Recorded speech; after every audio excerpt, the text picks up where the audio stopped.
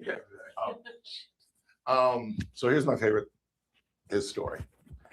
He used to run a restaurant, and we used to go, the Current Press Club used to give out awards. I won it 3 times and beat Jazz McKay all 3 times, to radio and print and television. And the 3rd year I didn't go because I thought there was no way I was going to win, and there was no way I was going to fucking be there and watch Jazz McKay accept the award. But I beat him anyway. And the 2 stories from that: he gets into a drunken fight with Lois Henry, which is classic. Yeah. Oh no, jazz. I'm sorry, but yeah, sorry, but get to the point because I gotta go. He apparently cleans his plate, and then goes on the air Monday and says that, Ralph won. It wasn't that bad, but the food was horrible. So the next day, Maxwell comes into our office and is fucking livid and tells Steve Darnell, it'd be one thing if he hadn't eaten the shit, but I could have put that plate back on the shelf. That motherfucker cleaned his plate. Looked like he took a piece of bread like a sponge and just cleaned it. It was fucking clean. And we could hear this in the office. I'm in the hallway. He's just going off. Ruin my business. One thing like this, and people listen to this guy. I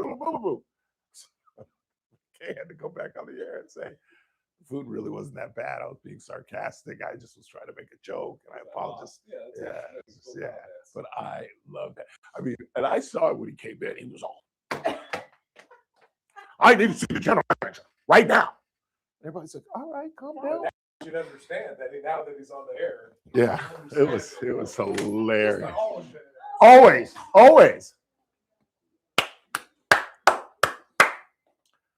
All right, so I heard you did a great job this morning earlier. Who said that? I'm just trying to pump you up. All right, so this is all I need.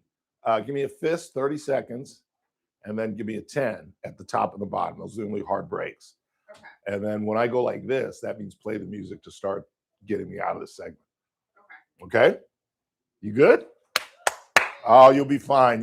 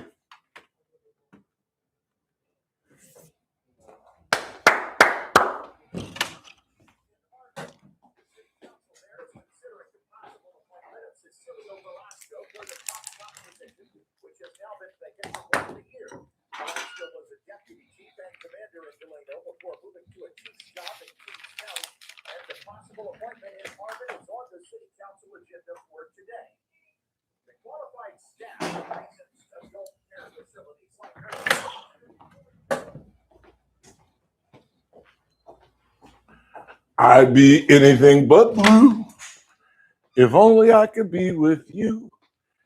If I could be with you.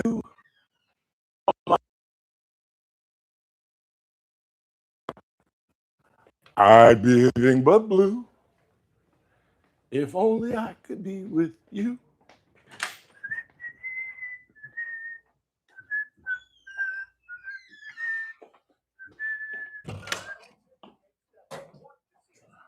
I'd be anything but blue if only I could be with you. Oh my God, I broke the chair.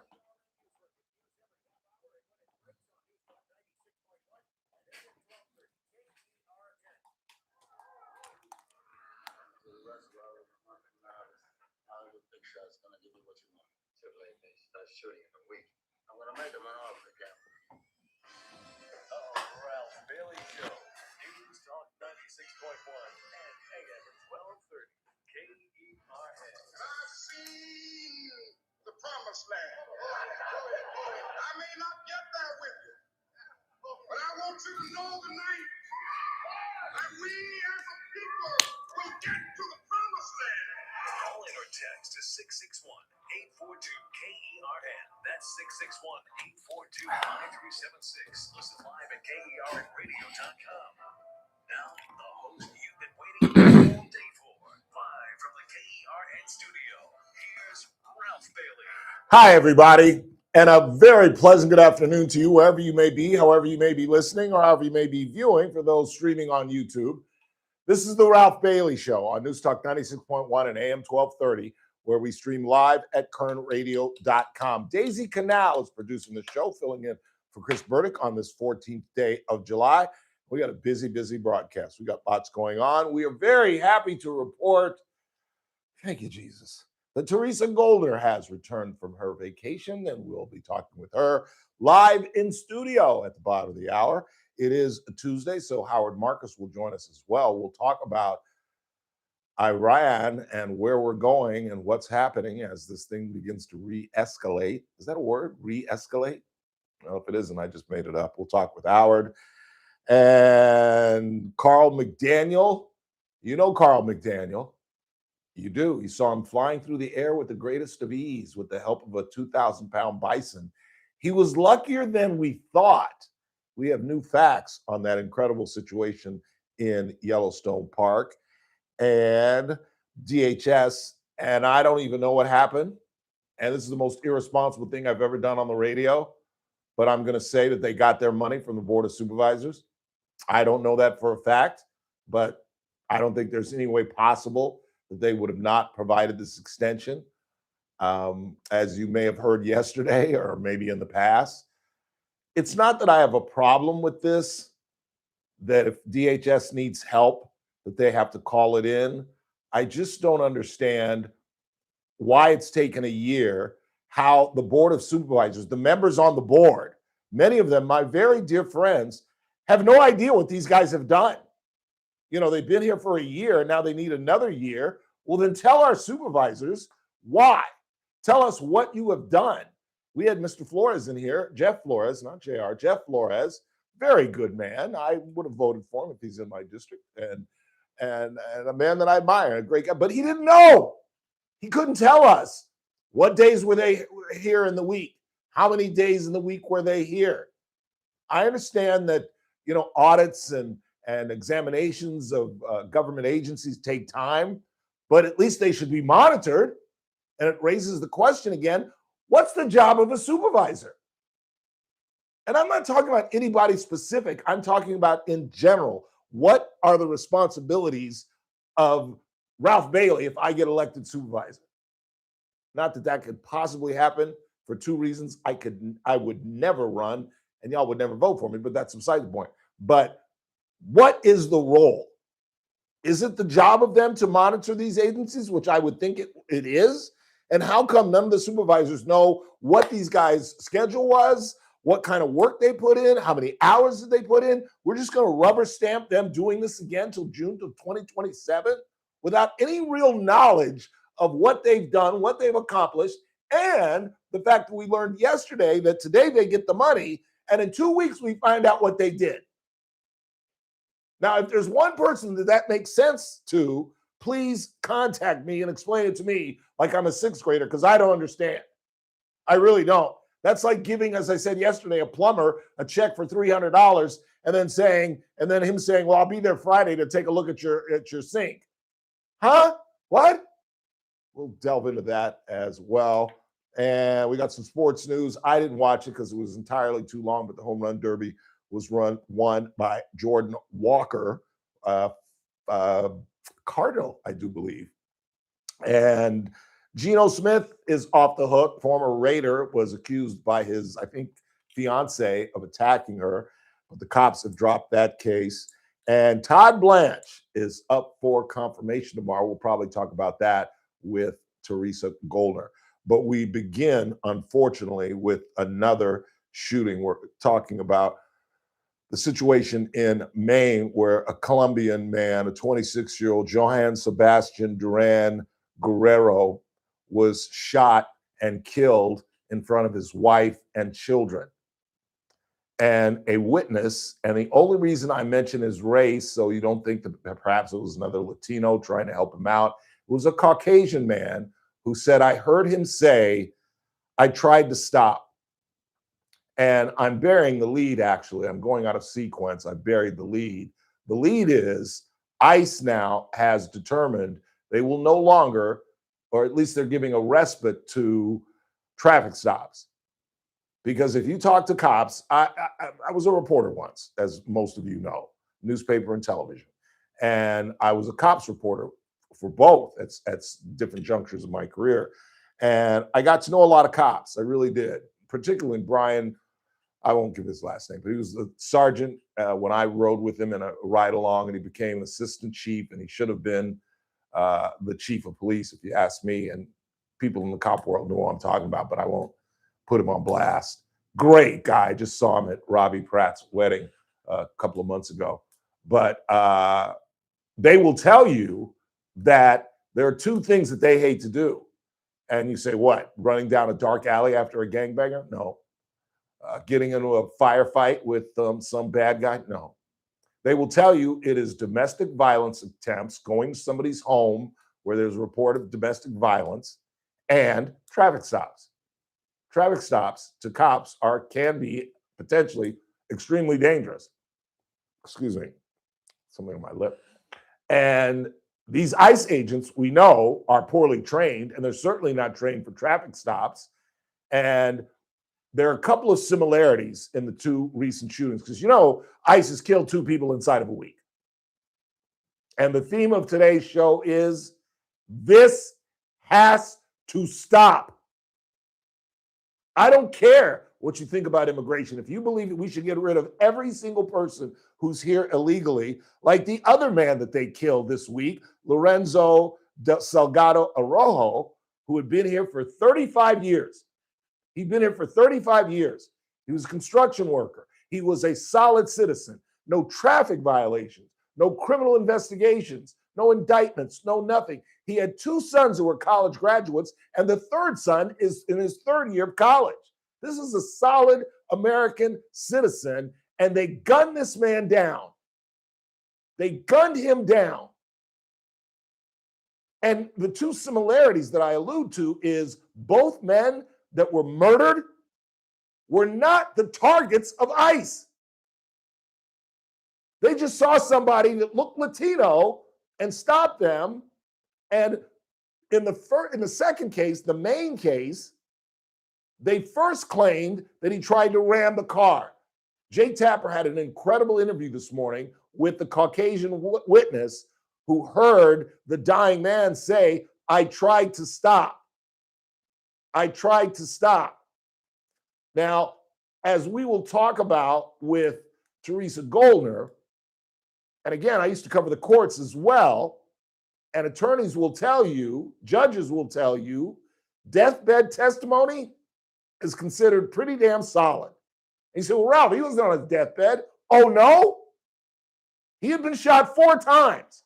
The witness said he was bleeding profusely from his head. You don't think if you've been shot 4 times, you don't realize I'm checking out.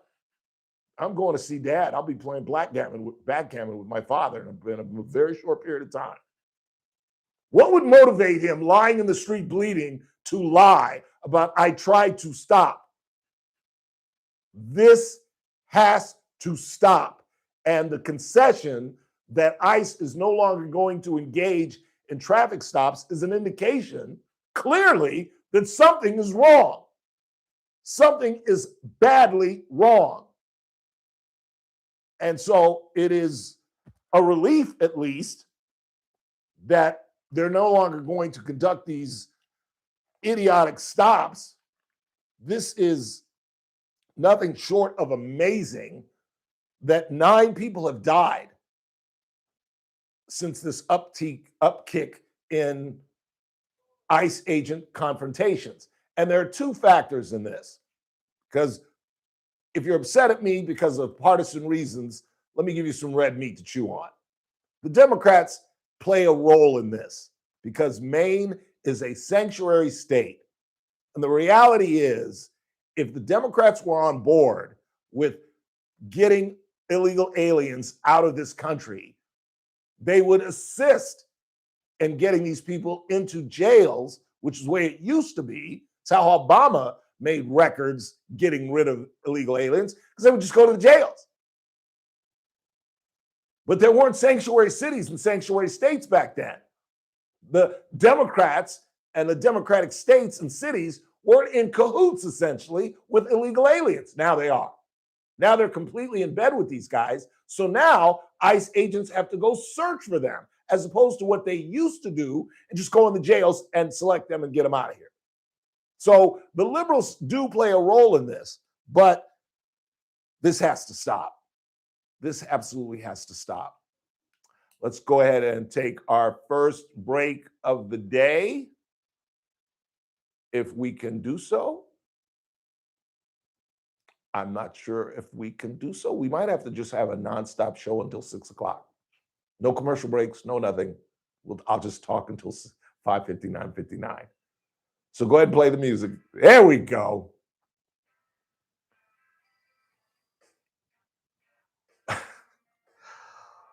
We'll take, you got to turn my mic back on.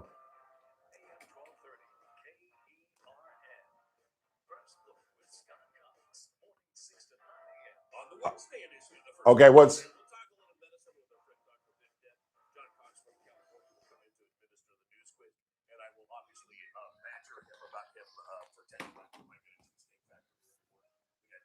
calm down. You're all right. You're all right. Calm down.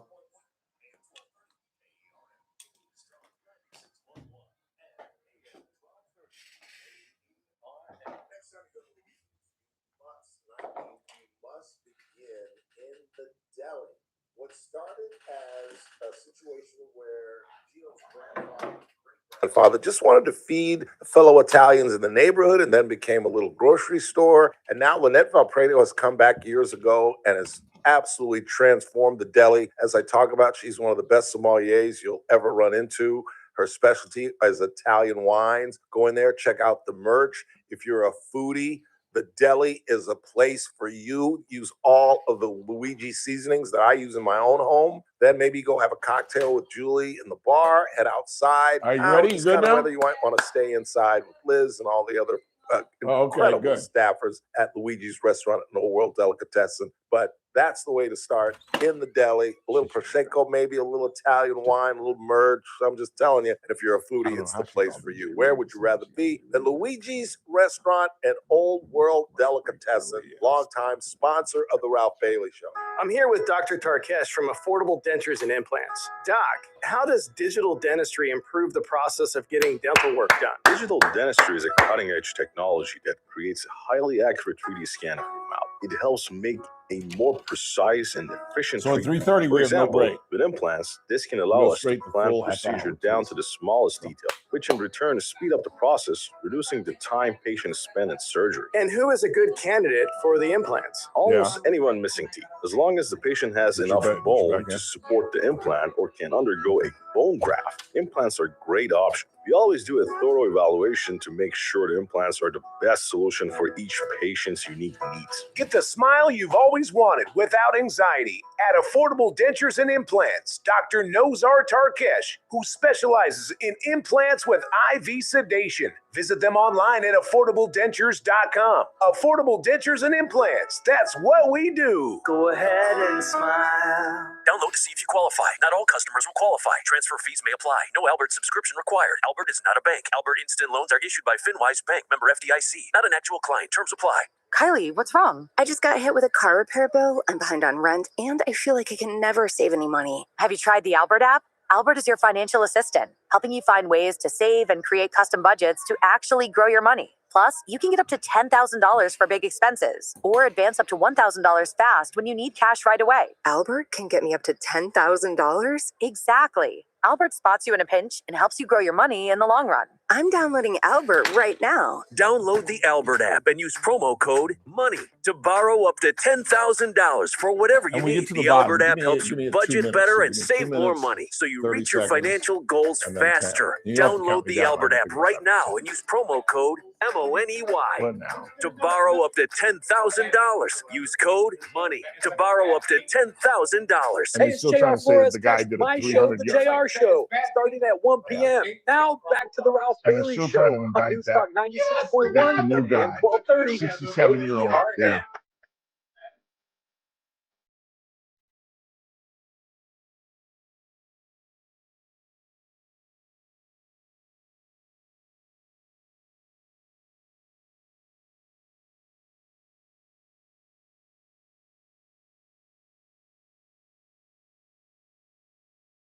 Did you love me? Mr. Al Green. 842-537-6842 KERN.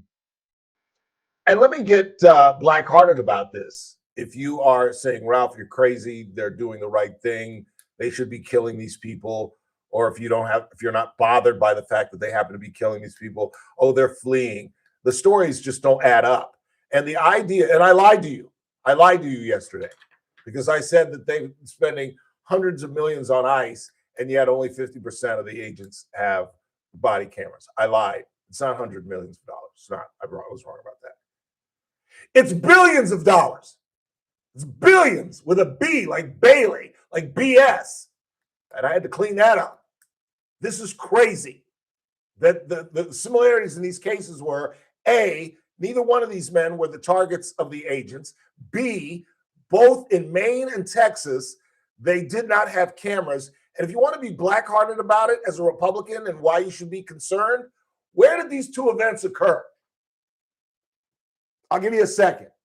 I just gave you the answer, but nevertheless, they happened, in case you just got back from Mars, in Maine and in Texas. Now, let me think. What else is going on in Maine and Texas right now? I can't believe it. Oh, that's right. 2 Senate races.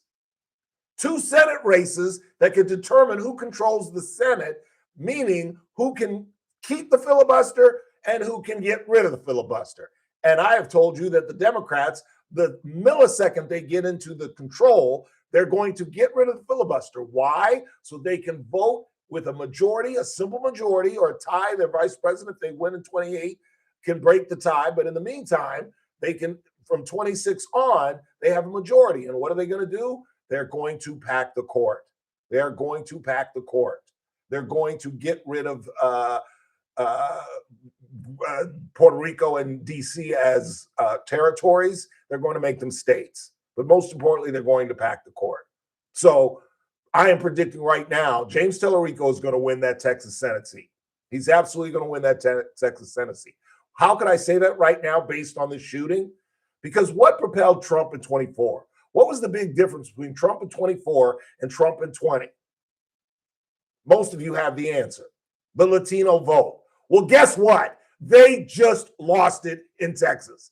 You really think Latinos are going to come out and vote for Republicans after they just gunned down a father of 3, a 35-year resident of this country who produced 2 college graduates and one who's about to graduate from college? These are the immigrants that we want, and we murdered this man. There's not going to be a Latino in Texas that votes for Ken Paxton. Maine, I'm not so certain about because I'm not sure the Latino population in Maine. But guess what happened this morning at the Republican Senator Susan Collins' office? Vote her out. Vote her out. There was a massive gathering at her office screaming, vote her out. I'm going to predict she's going to lose. So guess what? Because of ICE, we are about to lose the Senate. You can bet on it. Why? Because I just told you what's going to happen. They're both going to lose those Senate races because these idiots are so gun happy.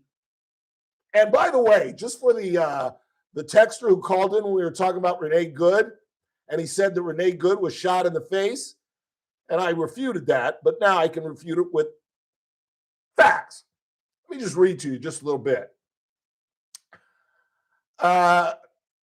An independent autopsy was conducted on Renee Good. It found that she suffered a graze wound and separate gunshot wounds to her left forearm. So that could have come from the front. It could have, but which would not have been immediately life-threatening, and that a temple wound indicated that a bullet had gone through her head and likely killed her. Now, I'm not a doctor, but I lived with one for 22 years, and I'm almost certain, no. I'm absolutely certain. Yeah. I'm absolutely certain. Let me think about this. Wait, let me think about this. Yes. I'm absolutely certain that the temple is on the side of your head. I'm almost 1,000% certain of that. In fact, I'm willing to go out on a limb and say I'm absolutely 1,000% certain that your temple is located on the side of your head. So explain to me how Renee Good was shot or murdered from the front if the kill shot was in her temple. These guys have been lying from the get-go. The initial response from one of the ICE agents in the Maine incident was he tried to run me over. Angus King, the senator from Maine, was told by Mark Wayne Mullen, the new DHS secretary, that he was trying to run the guy over. Now they've admitted that wasn't the case. They shot this man for reasons of, let me get it right. Get it right. Concern for public safety. Concern for public safety. Have you lost your mind? So you're telling me it's safer to shoot at a moving vehicle than it is simply to get the plates and find the man at a different time. And when I suggested that the other day, y'all were like, well, what if the car is stolen? These cars aren't stolen in these cases. These are random run-ins. They weren't targeting this guy, nor were they targeting the guy in Texas. So what was their probable cause to stop him? He had brown skin. If he was not the target, why did they stop him? Because he had brown skin. That's why they stopped him. This has to stop. And if it doesn't stop, and if your only interest is politics, you would want it to stop because it's killing the Republican Party. And I'm on the record, and I told you so to death come Thanksgiving. They're going to lose that seat in Maine. They're going to lose that seat in Texas. We are going to lose, Republicans are going to lose control of the Senate. And when it's Thanksgiving time, and I tell you, I told you so, this will be the reason that we're wantonly killing Latinos and by untrained men who are banging into cars, trying to stop them. And when the car won't stop, they just shoot the man. And again, remember the last dying words of this man as his wife, the howling that the man described, he said, was nothing I've ever heard in my life. When this woman watched her husband die with her child right there as well. And the Caucasian witness said two things, that he said, I tried to stop, and that the officer said he was trying to run me over. Well, they backed off that cliche that they've been using in all these events. Renee Good, all of them. For the betterment of the Republican Party, I would think you all would want this to stop. It is destroying the Republican Party, along with Iran. We are in deep doo-doo, y'all. We are in deep, deep, deep doo-doo. This has to stop. We'll take a quick time out. Bottom of the hour. Teresa Goldner has returned. She's been in the continental U.S. this time, but she is back on this side of the continent. We'll talk with her in just a second. It is a Tuesday, so Howard Marcus will join us. And I've got some other things. The president, his Thursday speech, I lied to you again yesterday. I lied. I've been lying all week long. It's not about Iran. Guess what it's about? The 2020 election. He hasn't done a national talk on Iran, but he is going to do one on the 2020 election. Teresa Goldner joins us next. Don't go anywhere. With SRN News, I'm Keith Peters in Washington. The House passed a bill Tuesday that would make daylight saving time. Hey, how are you? Proponents Come on argue the in. bill would Good to provide see more you. daylight during the Let me take a times quick that laugh. Americans are most active. The Senate would also have to pass the bill before it could become law, but it's unclear if it will do so. And hold The your- U.S. hold your military hands says it high has and try to go to the reimposed its left. blockade of 'Cause, yeah, Iranian 'cause ports in response I to can't Iran's see from attacks on here. commercial ships on the Strait of Hormuz. The U.S. first imposed the blockade in mid-April and then lifted it in mid-June, a day after the signing of the interim deal aimed at permanently ending the war. Another wave of U.S. strikes on Iran and Iranian attacks on shipping and U.S. allies left the deal in tatters. On Wall Street, the Dow up by 9 points. The Nasdaq rose 233. More details at srnnews.com. The following is a real-life story from Trinity. Kern Radio, News Talk 96.1 and AM 1230, KERN. Headlines from the KERN Newsroom. I'm Chris Davis. A possibility for a new police chief in Arvin. They haven't had a permanent chief in more than a year, and today the city council is expected to consider the possibility of Cecilio Velasco as a chief.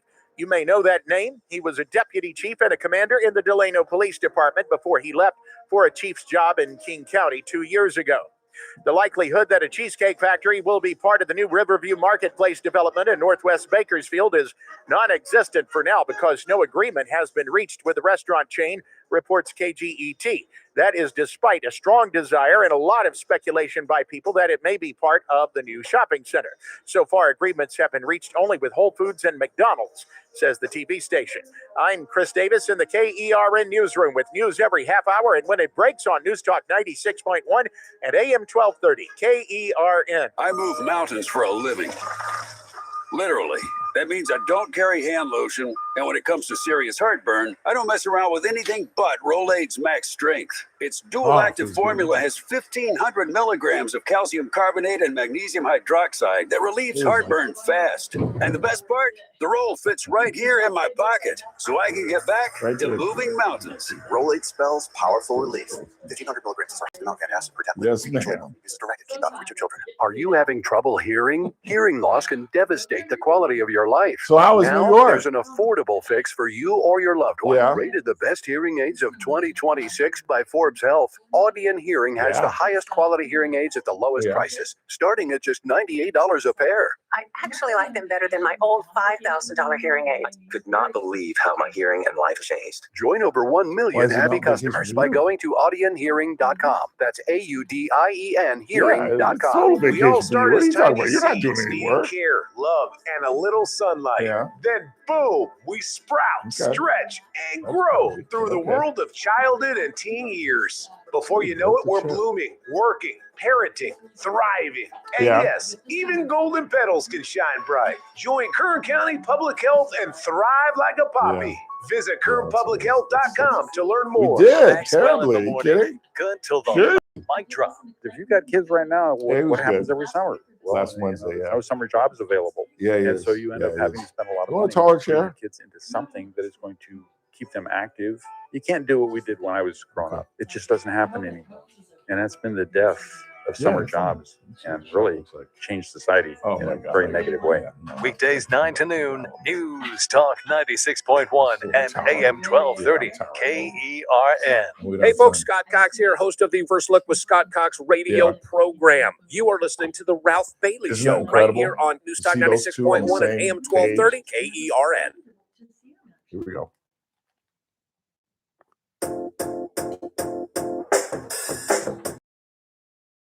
It's a Tuesday, and for those streaming on YouTube, our Wayward Traveler. Thank you, Ralph. It's How was really your good. Fun. To be there during New York game City. and You were there on championship night? yes, oh yes, I was. No, I was in Virginia on that night. Okay. But we were to and fro, Right. during that first week. But to be there in New York when all that stuff was going on, and to be there for the 4th of July was so much fun. I bet. I mean, I have never seen fireworks like that. The fireworks, to watch them right from the balcony, looking right onto the East River. It was incredible. Yeah. And then they had it because it was the 250th. They had it on the Hudson River on the other side of Manhattan, and then they had it on our side of the river, on the East River, and just so glorious. And they had I think they call them the tall ships, the big tall ships with all the sails and everything. And then they had those kind of boat parades going on, and then they had the Blue Angels came by, and the helicopters and all kinds of jets. I mean, it was just an incredible time to be there. It was really, really fun. I don't know if it's ever going to be like that again in my lifetime, but I sure had a good time. It was fun. Good. I'm glad Really you had a fun. good time. It was very exciting. Good to have you back. Good to Thank have you you very back. much. Feels really good to be back. Let's get after it. I did listen to your show on my way over here. Yeah. And you said something about, I'm going to ask Teresa Goldner about a hearsay exception. I did hear you say that about a dying declaration. Oh, yeah. So What are your thoughts on that? What are your thoughts on that? The witness said, well, this the whole conversation. Then this shooting of the 26-year-old in Maine, this Johann Sebastian Duran Guerrero was shot in front of his wife and child. Is this the ICE? This is the ICE incident in Bitterman. Sad. I think it's Bitterman, Maine. So sad. And there was a man who gave an incredible interview with Jake Tapper. I'm sure you'll see it inevitably because it really was a really good interview, where he said, I heard pop, pop, pop, pop, pop. So I went downstairs and I saw them dragging this body out, and the blood was pouring from his head and his face. And they pulled him out, put him on his belly, and handcuffed him. Where was he when this happened? He was driving to work, and he was not the target. Yes, he was not the target of the investigation, which I assume their probable cause was he had brown skin. What other reason would they stop him if he was not the target of the probe? And so they stop him, they bang their vans into him, stop him. By the way, these are all unmarked vans because that's how the guy in Texas died. The witnesses survived that shooting. And these are undercover officers, I take it? Totally undercover, no markings on them. They're wearing jeans and shirts and vests, but nothing that says police, nothing that says ICE, nothing on the cars. And the initial Texas guy thought he was being robbed. He ran because he'd been robbed. He had construction stuff in the back of his car that had been stolen before. So when he saw these guys chasing after him, he ran, and they shot him down. And in this one, the witness who came out to see what was going on, the initial ICE agent told him that the guy tried to run us over.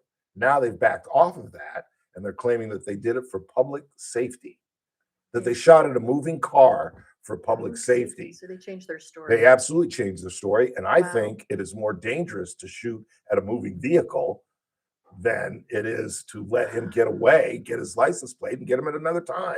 So what's the hearsay issue that you wanted to ask me about? Well, I never used, I don't think I used the word hearsay. I think I said that I would consider that deathbed testimony. That's true. And isn't that considered pretty damn reliable? Well, remember, hearsay is an out-of-court statement that is made for the truth of the matter asserted. Okay, so that would be considered hearsay. So the person that died, what was it that he said? I tried to stop. Yeah, and so that would actually be an exception to the hearsay rule, which is called a dying declaration.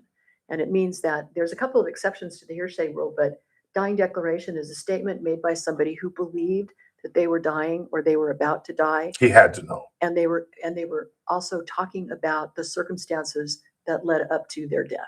So I think this would fall within that. Yeah. Because he said, that's what I figured. Stop. So that would definitely come in, as being admissible. Otherwise, hearsay, which is of course something that somebody says and you're out of court. And it doesn't come into evidence. Right. But there's a whole bunch of different kinds of hearsay exceptions, and a dying declaration is like what you talked about. That's just one of them. Another one is called an excited utterance, which maybe would apply in this case. I don't know for sure. I'd have to know all the facts. But an excited utterance is when somebody says something, oh my God, I can't believe the guy in the red shirt just shot me. Something like that. Right. Or they just said it. And the theory behind it is when you're really excited about something, you don't have time to think about lying about something. Right. And exactly. so it's more likely to be true. Yeah. And just like you said on the radio when I was listening to you, when someone's dying, that kind of the thinking is, well, you're not going to lie when you're about to meet your maker. So you're not going to lie about what it is that happened to you. And so that's why we have those two exceptions. Yeah. So I think it will come in, but it still, that doesn't sound like there's I haven't don't know all the facts, so maybe I'm premature, but it doesn't sound like there's very much of a legitimate excuse for doing what they did. What's your general feeling on this? These 9 deaths that have occurred, many of them on motor stops, because I can't really get a sense of my audience, because you get 3 or 4 text messages and you think everybody thinks that way, and it's just the more vocal people that call in. But I get a sense these people think that I'm wrong to say this, that it has to stop, that these guys are wrong, that they're rogue agents that are poorly trained, that are gun happy, and they're killing these people unnecessarily. It just doesn't have to be like this. Renee Good should not have died. Alex Preddy should not have died. We still don't know all the facts about the No, we Renee Good don't. death No, we because they don't. haven't released all the information on that yet. We And do they're know she fighting was shot over in the it. temple. We do know that. Yeah, that's so sad. I think that back in those initial days when they had this big push to stop everybody on the immigration and to pull these people over, I think that it did come out that there wasn't enough training of the ICE officers, that they hired a lot of people really quickly. They trained them up. A lot of them were well trained, but a lot of them maybe weren't well trained. And I think that's part of the problem. And I'm glad you mentioned that, because that brings up another point that I forgot to break in the first segment. There's the Stephen Miller quota. Yes. That puts a lot of pressure on these Yes. guys. They want to arrest 3,000 people a day. They want to get 1 million out of here in a year. Is that still the deal? Yes. Wow. Now, I don't know if they're backing off it, because they announced today, as I'm sure you know, they're backing off motor stops, traffic stops, which is a concession that something ain't right. Well, I think traffic stops are inherently dangerous anyway. I said the very same thing.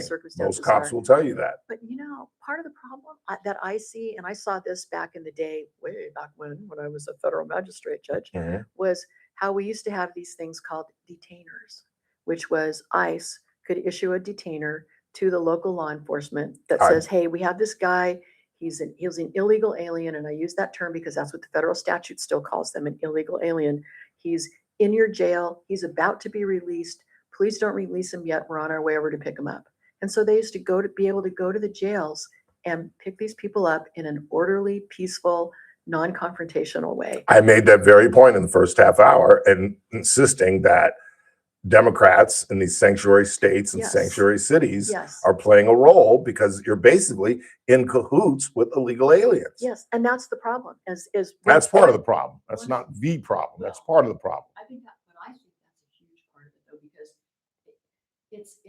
it's the sanctuary states, and even the ones that aren't necessarily sanctuary states and sanctuary cities, that pass these local laws and pass these state laws that say we are not going to recognize detainers anymore. They're not like a court order. It's just something from a federal agency asking them to, kind of as a favor, would you hold this guy? And so they decide as a political matter that they don't want to hold them in jail until the feds get there to arrest them. And that's where you have the problems. Yeah, but that's no reason that these guys are willfully shooting people. No, that's true. That's true. Like a traffic stop. That had nothing to do with the detainer, I don't think. I may lose friends over this. I've said this in different forms, and I hope I don't, because I have many friends in law enforcement. I think these guys dig it. I really do, Terry. Yes, I do. Yes, I do. Why else would they do it? Why else would they do it? You shoot somebody at the last resort, and we've just killed 2 people inside of a week at the hands of ICE agents. I think they dig it. I think they know that they don't have cameras, which is insane after we spent billions of dollars. Like I said, I admitted I lied. I said it was hundreds of millions of dollars. No, it's billions of dollars. And Bakersfield police have cameras, but the ICE agents don't. That's insane. I wish they had cameras way back in the day. We would have prevented a lot of civil rights. Doggone Skippy. If we had cameras, a lot of cameras cut both ways, right? I mean, They don't lie. That's the problem. That's the best thing about cameras. They do not lie. They can get rid of frivolous civil rights lawsuits if the camera doesn't show what the plaintiff says it happened. And on the other hand, it can prompt a prompt settlement if it did happen. And so I think cameras are good, but the problem with cameras is they're incredibly expensive. But there's no reason why ICE, in my opinion, with the billions of dollars that they have, there's no reason why they don't have cameras. They should have body cameras. Absolutely. Part of the body camera issue is not just the body camera, but what do you do with the film? How do you store it? How do you keep it? When do you release it? What are the circumstances? I mean, I used to think that under the California Public Records Act, that you could get a copy of a body camera, something on anything if you wanted to just put in a Public Records Act request. Well, that's not true. It's very limited when you can actually get body camera film out under the Public Records Act. And so they need to change the laws to make, I think, more transparency with body camera footage. But that is also going to add costs because they got to keep it longer. They have to have people to be able to process these Public Records Act requests. But, when there's transparency, in my opinion, just my opinion, there's more accountability both ways. Clearly. And I think they just make a lot of sense, but it always boils down to money and budget and all that. But if we're talking federal, I don't think ICE has a financial issue. Yeah, in this case, I don't know why they don't have body cameras. It makes no That sense. would be something that I'd actually be interested in researching that. Yeah, I've got a hypothesis, but I don't feel like I don't want to share it. I don't want to share it. You make people mad? Yes. It's okay. Because in situations like this, they're covered. It's their word against the others. Because if they had video of the situation in Texas and in Maine, these guys would be indicted. Well, maybe they still will be. You don't know. Renee, I good. do know. There's no way in hell these guys get indicted. No way in hell. Do you remember Renee Good? Yes, I do. The woman that gets shot in the temple, meaning that the officer shot her from the side of the car, not while he was in front of the car. That's the shot that killed her. Remember the different films, the different angles, and everybody was kind of debating about what actually happened and all that sort of thing. Well, remember, you always have to look into the mind of the officer too at the time that the shooting happened.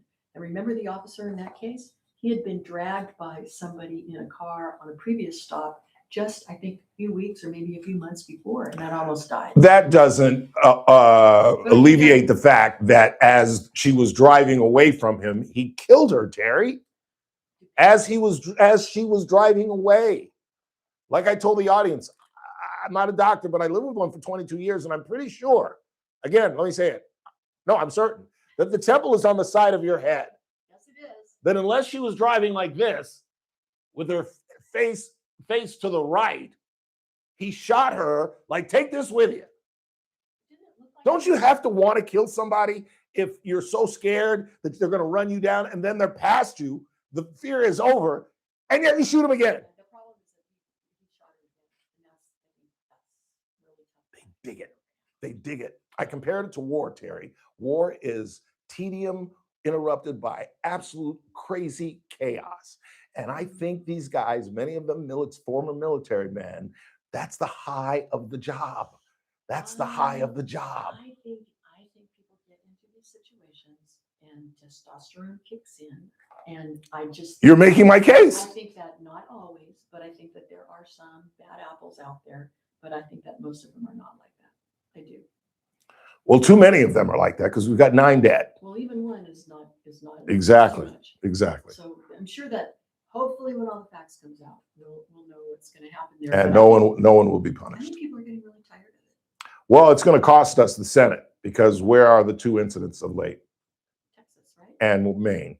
Yeah. Oh, yeah, that's right. A couple of That's big right. Senate races Wait, going wait. on in Maine and Maine Texas. Is that Susan Collins? Susan Collins. But didn't that guy just implode? Yes, but now Because he a had dog catcher could win. They were in front of Susan Collins' office today screaming, no, the voters, a group of about 50 people, vote her out, vote her out.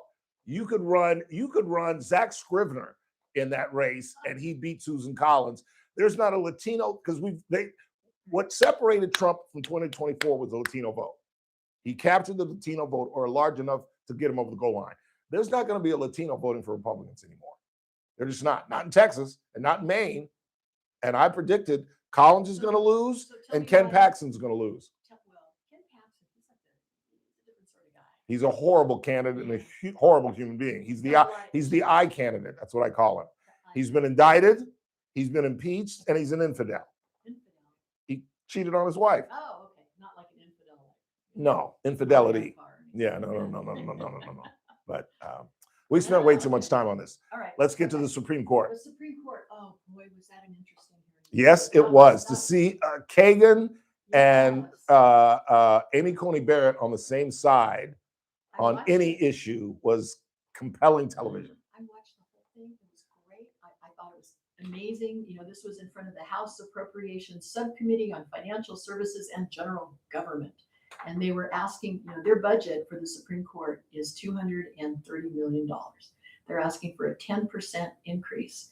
And I thought they did a pretty, including $14 million for their security. And they want to ramp up their security for residential security for the justices at their homes and for their families and for when they go out on speaking engagements and things like that, when they go talk to the public and talk to colleges. I think it's really interesting. I didn't know this, but every Supreme Court justice has 4 to 8 people assigned to them, security officers, when they're on the road. Or And no, period, 24/7. And that's, seem like enough. let me play the devil's advocate. Well, then you just killed my point, because I was going to make a point that John Kennedy made. No, not that John Kennedy. John Kennedy, senator from Louisiana, who has nothing to do with the Kennedy family that you're thinking of. This is John Kennedy, the senator out of the great state of Louisiana. He's the funniest guy in the world. And what he said today is, you know something, I understand their problem. I truly do, and I feel for them. But they've got 4 to 8 people, 4 to 8 police officers with them 24 hours a day. That's stronger than horseradish. And he said, I'm all in favor of them, but you know, the population has grown by 5%. Our budget has grown by 65%. So I'm going to have to take a look at this, and we're going to spend more money, because if they need more than 4 to 8 police officers, what else can we do for them? Because that is a lot of, I don't think Kevin McCarthy had a detail of 8 cops, and he was the Speaker of the House. Well, they're trying to say, what Justice Kagan, I think it was Justice Kagan was saying today, was that they're trying to get to the level of cabinet level security, have the same kind of security for the justices that the people who are in the presidential candidates. So cabinet members have more than 8 cops with them? That's what she said. I don't know. Because as I remember, Kevin had a detail, I think, of 4. Maybe they rotate. Maybe there's 8 because they rotate. I don't know. Well, no, he had 4 with him at all times. One of the things that Justice Coney Barrett was saying was that the reason that they want to have an increase is that they have a lot of burnout, because you got the people that are there at their home and they're there, and then they have the next shift, and they don't really have enough time to kind of go home, eat, sleep, change their clothes, and come back again and still be tip-top shape to be, top level security people. But that's the reason why they want it. But I thought it was interesting. Justice Kagan started out by saying, I've been through a lot of budget hearings for the county, whenever the county has its budget. And you always, you have your math, you have your stats. And she started out with her statistics. And she said that what the Supreme Court has is only 2% of the federal judiciary's budget. Only 2% goes to the Supreme Court, which is really small. And then they also talked about how it's 1/10 of 1% of the federal budget. 1/10 of 1% is what they have, which is tiny. So I think they should give them the money. And also, they talked about how really all they're asking for is about a 10% increase, but they're asking for a $14 million increase, which comes out to about 7% for salaries and expenses to be able to hire these extra people, security people, to come in and help them. Right now, they have their 4 to 8 people per justice, but then they also have to rely sometimes on the Capitol Police. Sometimes they rely on the U.S. Marshals Service to come in and kind of provide backup or alternatives. But, the Capitol Police have other stuff that they got to do. And then they also have, the Department of Justice are the ones that run the Marshals Service. Yeah. And so they have to they got other places they're supposed to be. So they want to beef up their own. I didn't realize that the United States Supreme Court has their own police force. They're going to get the money. They're going to get the money. They have to get the money, because if a Supreme Court justice, I was making the comments that Trump is the target of the Iranians.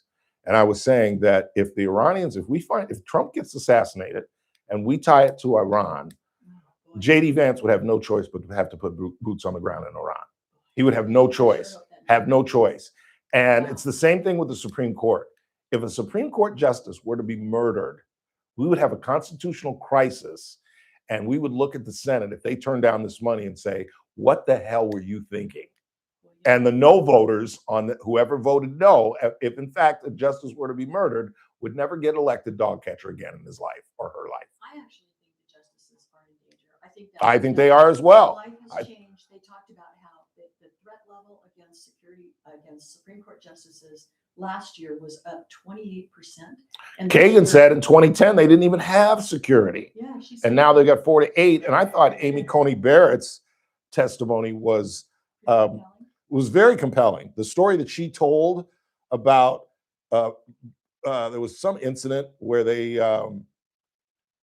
What do they call it? They told her to take home a bulletproof vest. Right. And she went into her bedroom and she placed it down and she looked up and her 12-year-old son was in the doorway. And she said, I had to explain to my 12-year-old why mommy needs a bulletproof vest.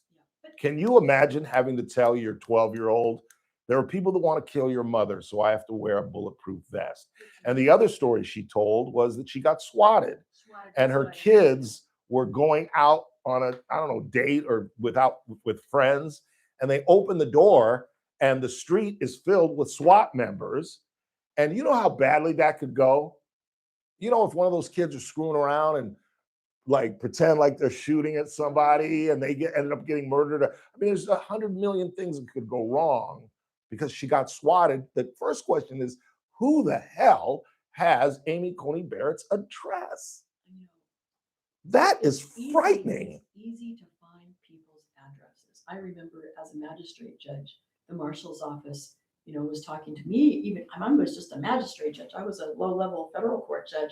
They were talking to me about security issues, and I had to give them a copy of our house plans. They kept it on file in the federal court in the Eastern District of California. Wow. So that if anything ever happened, they would know where the access points were to the house. And there's a lot of stuff that you don't, just really discuss very much publicly. But there were issues even at that level, and I remember there were cases. I never personally was threatened, but I know of other judges that were, and this is just at the trial court level. Yeah. I can imagine how horrible it must be. And I remember Amy Coney Barrett, one of the things she talked about was how they receive anonymous threats, gifts at their house. Anonymous things are delivered to their house that were signed in the name, it said something like in memory of Judge Solis's son. And that was the judge whose son went to the front door. And I don't know if it was a circuit court judge, appellate judge, or a federal trial court judge, went to the front door, opened the door, and was shot point blank. Yeah. And his dad was standing behind him. Yeah. And he almost died too, but it was intended for the judge. You know where the fork of the road was, don't you? Dobbs. Absolutely. Dobbs case. Absolutely. And I think absolutely unforgivable. When we talk about the Dobbs case, we're talking about the Roe versus Wade overturning case. Yeah, overturning it, and how somebody leaked that Dobbs decision in advance because they wanted people to be mad about that Dobbs decision, and that endangered. That's what triggered all this stuff, like you said. Absolutely. All this rise in threat level against the Supreme Court justices, and then supposedly they did an internal investigation to find out who did the leak. And according to Amy Coney Barrett today, they never found out who actually did it, but they issued a report. And the report said, well, we weren't really able to pin it down, but if any additional evidence comes up, we'll get right back on it again. How could the security people not figure out where a leak like that came from in the Supreme Court? Because it wasn't a priority. It's not that big of a place. No, and it wasn't. I don't think it was a priority. I don't think they gave a damn, to be honest with you.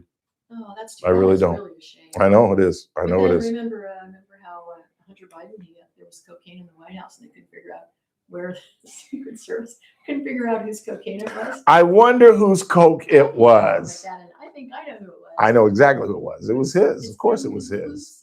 I mean, why do we have to buy these inconclusive reports from people who spend months and months and months investigating this stuff? And they're supposed to be the professionals, and they can't tell you who it was. Yeah, it's absolutely crazy. Yeah, it's absolutely crazy. But I hope they give them all the money that they need. They will. For security. They have really to. Do. I don't think they have a choice. I really don't. I think it takes a brave person. I think Amy Coney Barrett, I think they're all brave to go out on speaking tours because they talk to public. Well, they'll curtail that, I bet. Amy Coney Barrett was asked about that today. And she said no. She said no. She is not fearful. It's not going to stop her unless she gets a specific threat. And she didn't want to talk about anything really specific. But I also thought it was really interesting how the Democrats on the committee today, almost every single one of them tried to get in like their little digs about the way, things that they don't like about the way the Supreme Court decides cases. Did you listen to any of them? No. There were a lot of them that were talking about, well, I know we're not supposed to talk about specific cases, Your Honor, but there's this thing called the shadow docket, emergency docket. We don't like it. All these cases are going on. Why don't you change your ways? Welcome back. I got a heartbreak. I got to get out of here. It's great to have you back in studio, however. Thank you, Ralph. Teresa Goldner, everybody. Howard Marcus is next. That was great. Sorry, we went on a tangent there. No, that was great. That was great. That was great. No, Yeah, this they'll shadow- get their the money. shadow docket is this 80, it's this emergency stuff, you know, where like Trump files on his lawyers always file these emergency petitions on behalf of the administration. And so the court issues, whenever there's an emergency petition, the court has to rule. They can't go like, you know, normally when people petition to have their case heard in Supreme Court can say, nah, we don't need anything about that. But they have to rule on these things. They have had like a 5 to 10, 20 times of an increase in these kinds of petitions that have been filed lately, more than ever in the history of the Supreme Court. So they're talking, a lot of people talked about that. They don't like that. So I thought that was kind of an interesting part about this hearing today. Yeah. Only a Supreme Court nerd would think that was interesting. But it's nice to be back. Thank you. Good. I'm glad you're back. What would you think about moving to Mondays? You can do Mondays? Would that be easier for you? Well, 'cause I mean, I can do Mondays or Tuesdays.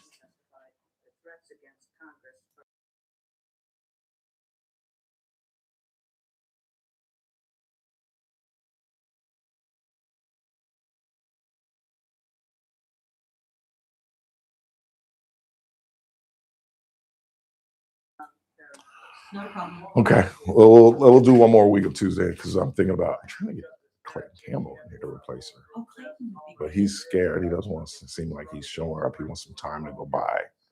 Because because he thinks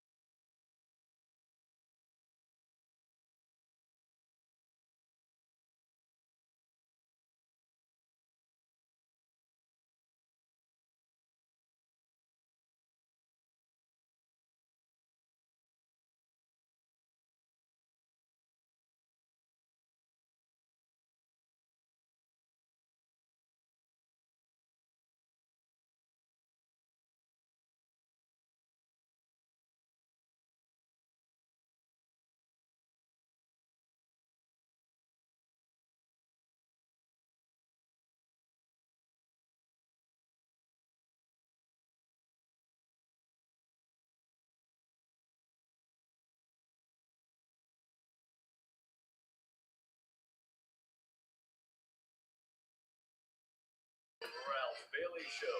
News Talk 96.1 and AM 1230. KERN. And I've seen the promised land. I may not get there with you, but I want you to know tonight that we as a people will get to the promised land. Call in or text to 661 KERN. That's 661-842-5376. Listen live at KERNradio.com. Now, the host you've been waiting all day for, live from the KERN studio. Here's Ralph Bailey. Hour 2 of the broadcast on this Tuesday. And I believe I haven't checked in the chat room, but are you guys not hearing anything? Can you hear yes, yes, yes? But this microphone says it is dead. So I don't know how you're hearing something if you're hearing something. Yeah, our YouTube mic is dead. But Daisy hasn't said a word, so you don't have to hear her, and the music isn't that big a deal. As long as you can hear the star of the broadcast, which of course is Teresa Goldner. That's all that matters. In the meantime, and the other star of the broadcast is our next guest. That's where you play the music. I gotta get a tattoo at 12:30, and I don't want to be late.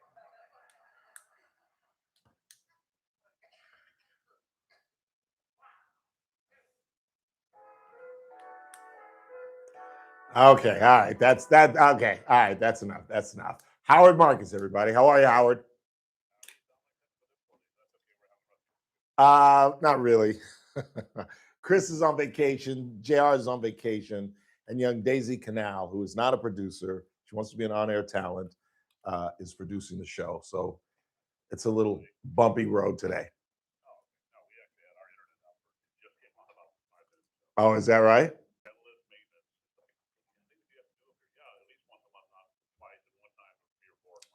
Can I be honest with you? Can I be honest with you? Seems like it's a pain in the ass to live up there. Your electricity goes out every now and again. Your internet goes out every now and again. There are bears walking around saying, "Hi, Howard. Hi, Mary." God, what kind of respite, what kind of peace are you getting up there? Yeah. Okay.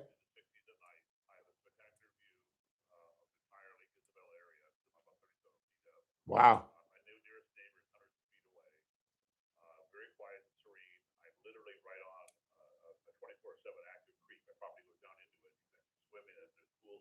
Wow. Okay. All right, that balances it out a little bit.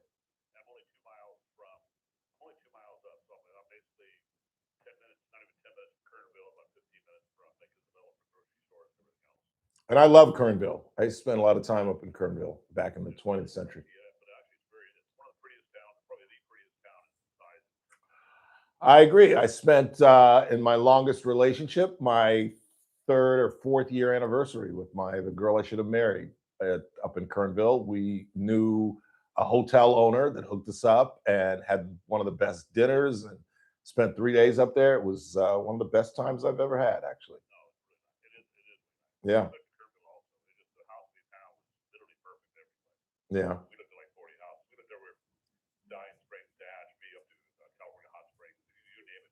Yeah. I like Stallion Springs too.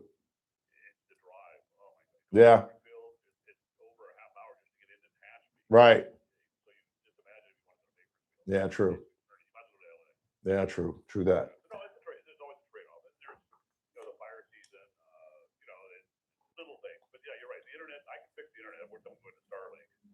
We have a local company, and this is constant maintenance issues. And the reality is, Starlink's is satellite driven, and once you get into it, actually, apparently all your problems go away. And you have a portable unit to take it with you if you want. You need to call Van Alstyne's at Adaptive Networks. I'm sure. Neither do I, but. Yeah, I bet Ryan Van Alstyne knows all about it. I'll ask him tomorrow. They're both coming on the show. You should call in and ask him. Yeah. Yeah. Hey. What's wrong with downtown Bakersfield? Yeah. Mm-hmm. Yeah, I know exactly what you're talking about. Across from the Marriott. Yeah. Yeah.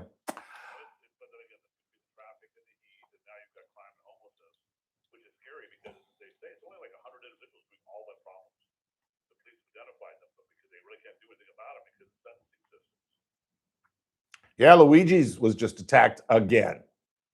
This time by an arsonist. And I've told you the nightmare story that I don't know if he ever did it, but Gino was literally considering, and he may have already done it, putting glass repair in his annual budget. Can you believe that? That a restaurant owner has to put glass repair in his annual budget? I mean, yep.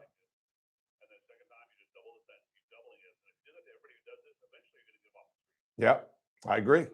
I absolutely agree. I don't either.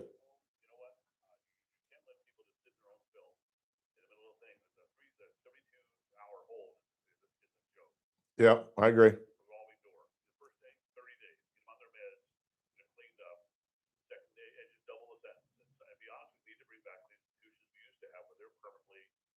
Housed. Yep. I agree. I agree. State hospitals.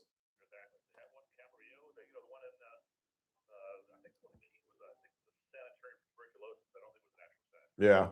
And you know what ruined it? You know, my theory is one flew over the cuckoo's nest. And journalists started to dig into it, and they actually started to find some abuse. You know, these guys with bed sores and guys being treated poorly. And we threw the baby out with the bathwater. But you're absolutely right. We need state hospitals. Isn't it more for the liberals that are against this idea? Isn't it more humane to house them in a state hospital than to let them sleep on the street on 104 day?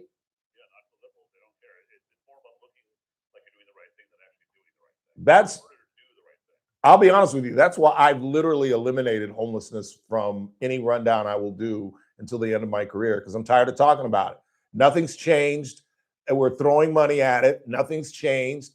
I feel bad for the people that are on the right side of this, Jim Wheeler and Carlos and all the folks that are busting their hump, but it ain't doing anything.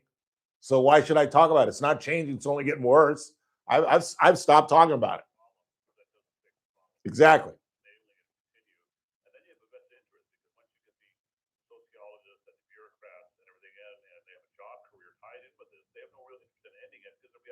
Exactly. I agree 100,000%. Now let's start arguing. Should Johann Sebastian Duran Guerrero, the 26-year-old shot in Maine, be dead? Oh, yeah.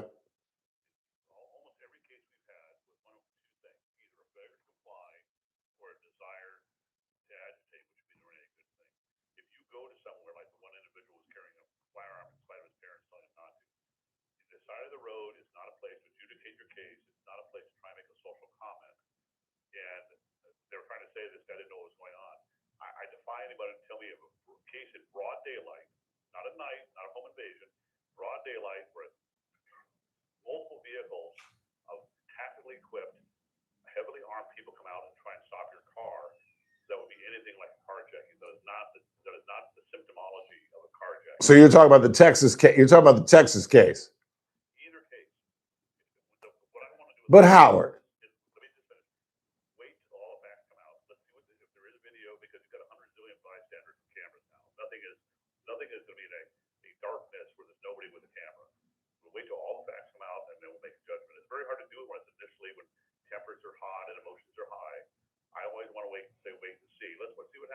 He's a 35-year resident who has produced 2 college graduates and has got a 3rd student who's about to graduate. Aren't these the immigrants that we want? Even if they've come in illegally, we can fix that. We can provide them with they have to give some sort of reparation, have to come back and pay. But you want to remove a man who's been here 35 years and has 3 children, 2 of whom have graduated from college. You want him out and to return to some place that he hasn't been in 35 years? You really think that's a good idea?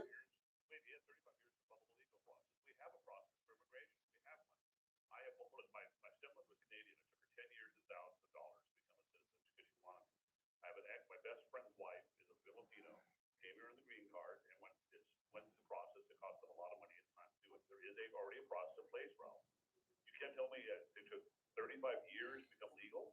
He just chose not to, because here's part of the problem. I'm not necessarily blaming him. We've made the system easy to stay illegal because this kind of situation, the reality of it is, if you de-incentivize every aspect of being illegal, no benefits, no entitlements, no job employment, you penalize employers who hire illegals, you make them go through the process by not having any financial incentive to stay here, because that's why they come here, for economic freedom. 99%. God, I wonder why. Good God Almighty. But they remove all that. So if they want to come here, they can go through the process, which millions of Americans do, that are now Americans do come through the process. They go legally. It's already here, Raul. All you have to do is do it. Can you honestly say that he had 35 years and didn't, and that wasn't enough time to become legal? Of all the things that are going on in the country, Howard, a man staying here secretly for 35 years, not getting a traffic incident, paying his taxes, not being a criminal, producing college graduates who God knows what his sons may do to help this nation. Yes, I want that man in this country. Now, if the president had stuck to his campaign promise, which is I'm going to get rid of the bad guys, this guy's approval ratings would be in the 60s. But going after people that live in our neighborhoods that we know that have been here for decades, and to say that their only crime is that 35 years ago they snuck in, I'm good with that. If that's their only crime, I'm okay with that. Now, if they've committed crimes while doing that, they have to go. But if you're a good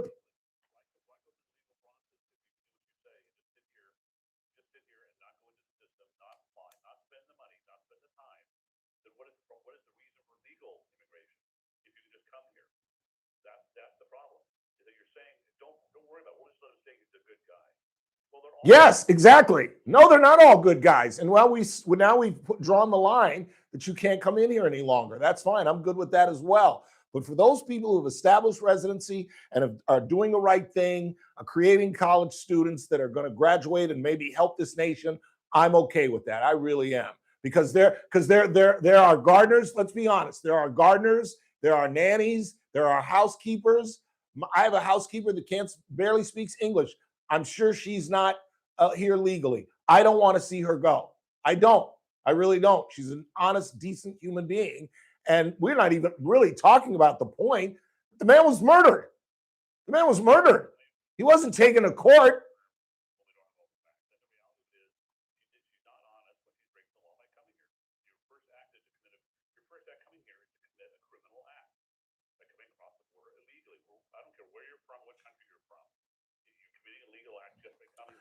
And on my priority of crimes that are affecting this country, coming across decades ago is really on the bottom, Howard. I'm not talking about recently. I'm talking about people that have been here for decades. And we're hunting, and we're using ICE agents and ICE money to hunt these people down. I just think that's a stupid priority. Get rid of the criminals. Just get rid of the criminals.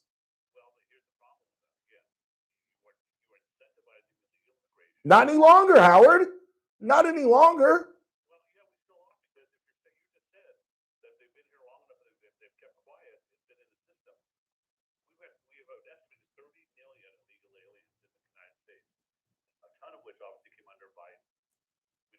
And what has happened since then?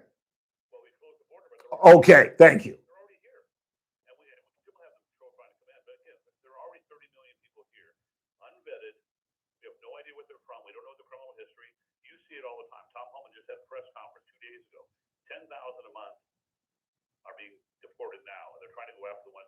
They're trying to go after 3,000 a day, and that's part of the issue. These guys are so hopped up on Stephen Miller's instructions that they're going after. Why do you think the probable cause that they stopped these two men? Because they were not the targets. They were not the targets. They were not the targets, Howard. Then what was the probable cause? But why did they stop them, Howard? What do you mean you don't know? They weren't the target of the No, we know that for a fact. No, Howard. No, stop. We know for a fact. I'm not making this stuff up as I go. We know for a fact that neither men were the target of the ICE agents' patrol that day. We know that for a fact. So why did they stop these two men?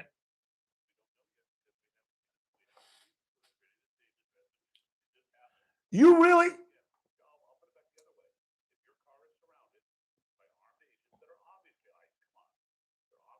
How would I know that? How would I know they're ICE agents?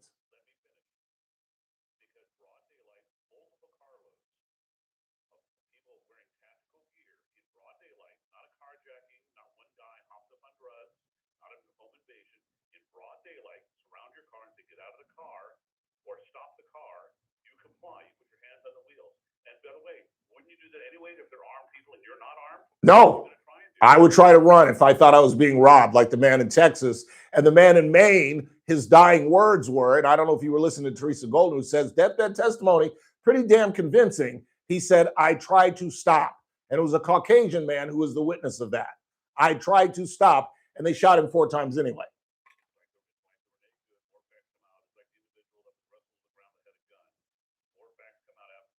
Yeah, like the Renee Good fact that the fact that Renee Good was shot and killed in the temple. Yeah, you're right.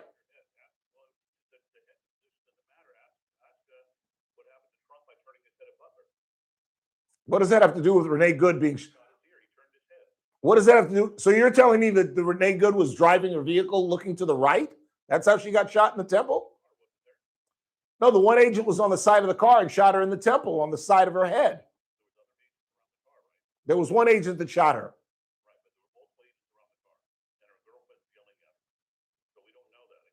Wait. We don't know what.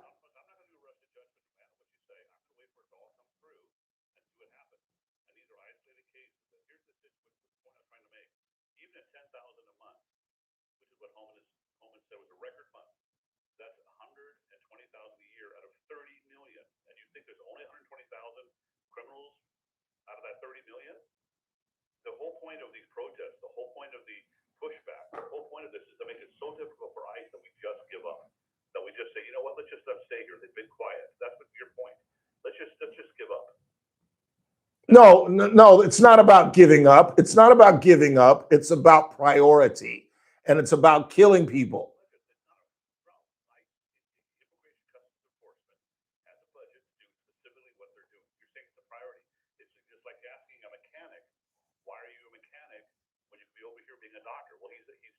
God. ICE does their job and they're funded to do their job. It's not a priority. Our government does lots of things independently. The Forest Service doesn't do ICE. ICE doesn't do the Forest Service. They're separate departments with their own budget and their own mission. And ICE agents aren't trained to do traffic stops.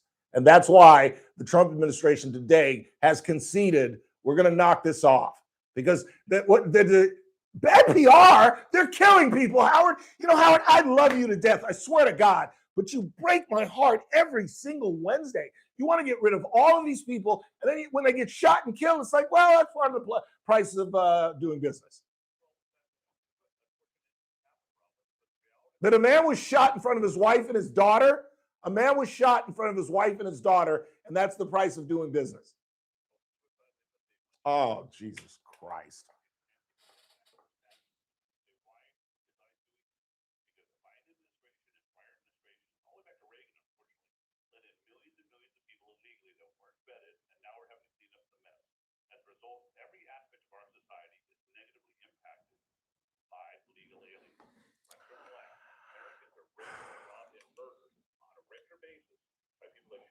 On a regular basis. Where'd you get those stats? And the crime statistics don't bear you out. The crime stats don't bear you out that it's on a regular basis.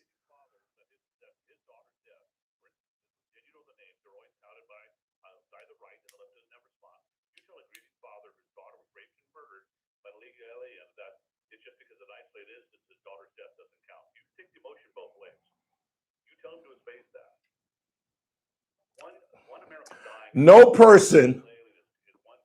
Let me make my position clear. No one should die in a that is not armed should die in a traffic situation. No one, no one, no one, not even a felon should die if they're not armed in a traffic stop. No one should die in a traffic stop. These guys are rogue agents that dig this. They don't have cameras. They know they're not going to get in trouble. None of them have been punished in any sense of the word. They have carte blanche. They know it, and they're killing people. And you're telling me it's the price of doing business. And it breaks my heart. People are dying. People are dying. That's not fair, Howard. That's not fair, and you know it. That's not fair, and you know it. Yes. Yes. Rogue agents.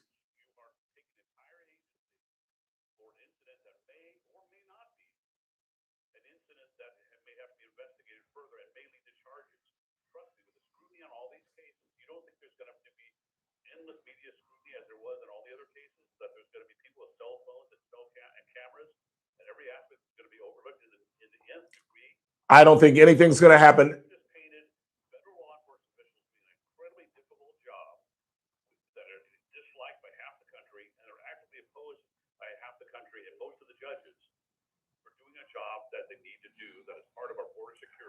And the men that have killed those 9 people are murderers, in my opinion. Yes. I didn't say all ICE agents, but the guys that put 4 bullets in this guy in Maine. And by the way, Howard, Maine and Texas, we just lost those 2 Senate seats. Just lost them. Just lost them.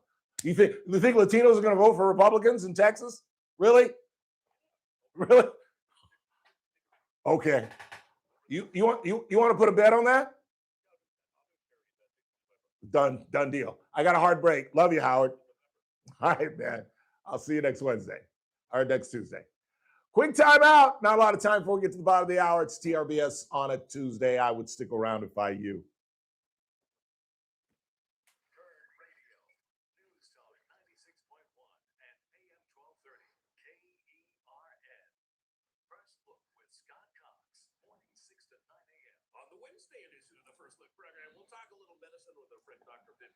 John Cox from California will come in to administer the news quiz, and I will obviously badger him about him pretending like we might get a Cheesecake Factory. We got to do this fast. It's all happening 60 minutes.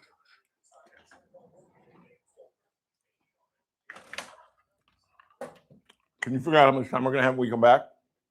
It's 4:27, so you have this 1 minute of Casey, and then you're back on. You gotta bump up and get. So we'll have like how much? Like a minute. The microphone died. Oh, well, there you go. Is that what y'all are trying to figure out?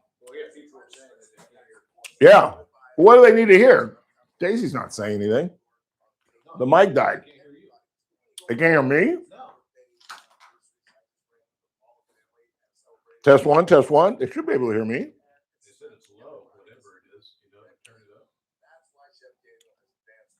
I don't know. This doesn't have a volume on it, does it? Yeah. Well, I know this mic is dead. The mic that we put in here. Should I put my mic on this deal? I don't even know how to charge this thing.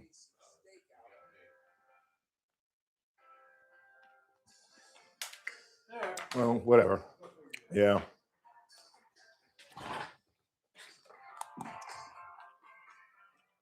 Head into the back half of the hour. I want to thank Howard Marcus, Teresa Goldner. When we come back, there has been a decision of the Board of Supervisors in terms of the Department of Human Services. And once again, my perfect record of political predictions stays intact. I'll explain when we come back. I'm sorry, I put a piece of candy in my mouth. And our battery has died on our microphones, so YouTube will be ineffective today. If you can't hear me, then I suggest you go to kernradio.com or 96.1 FM or AM 1230, and I apologize as we head into the back half of the hour.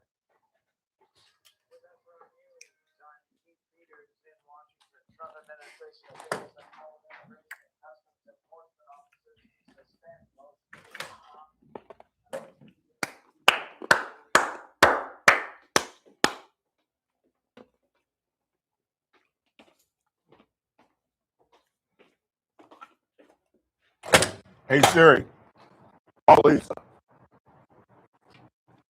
Calling Lisa.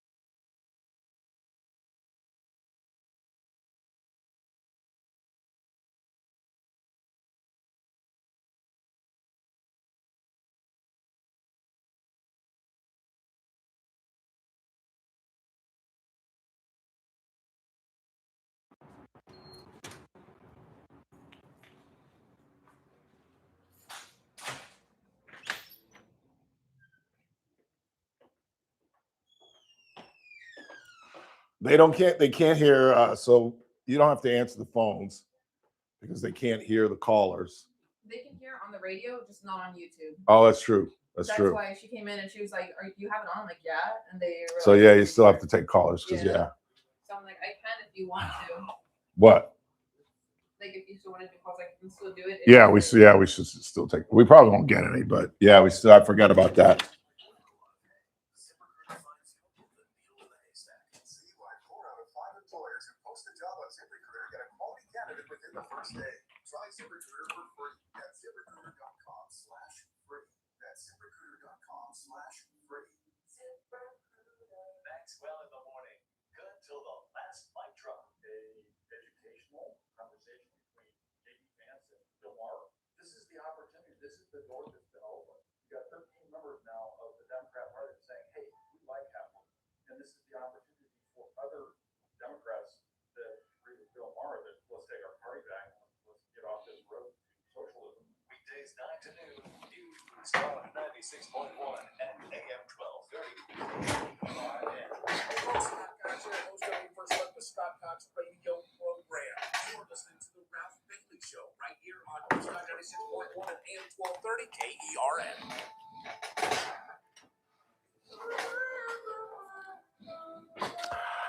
Anita Baker. I dated a woman in the 20th century that looked a lot like Anita Baker. She really did. I'm not kidding. I was a good-looking boy. I really was, believe it or not. I know this doesn't indicate that, but I was a good-looking kid. And the reason I say that because we would get stopped. We were in the marina once, and this woman like insisted that she was Anita Baker. She was short like Anita Baker. She had the short haircut like Anita Baker, and she looked just like her. Apparently, I don't know. Most of you, I think, know this. We have no producer. JR is up in Oakland with his daughter, and Mr. Burdick has the week off because there's the week off. And so no one charged any of the microphones. So that's why you don't hear on YouTube.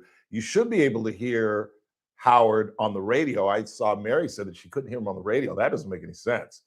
Everyone on the radio or at kernradio.com should be able to not only hear me, but hear the callers as well. But I just want to break down what was said for those that have now gone from YouTube to radio or who can hear me on YouTube. Howard agreed with me 100% on the shootings in Maine and Texas. He said, "Ralph, you're absolutely right. This should not be happening. It has to stop. These guys are a bunch of rogue agents that are killing these people, and it has to stop." Of course, I'm lying through my teeth. It was one of the best arguments we've ever had, and it's unfortunate for y'all on YouTube if you missed it. It really was a good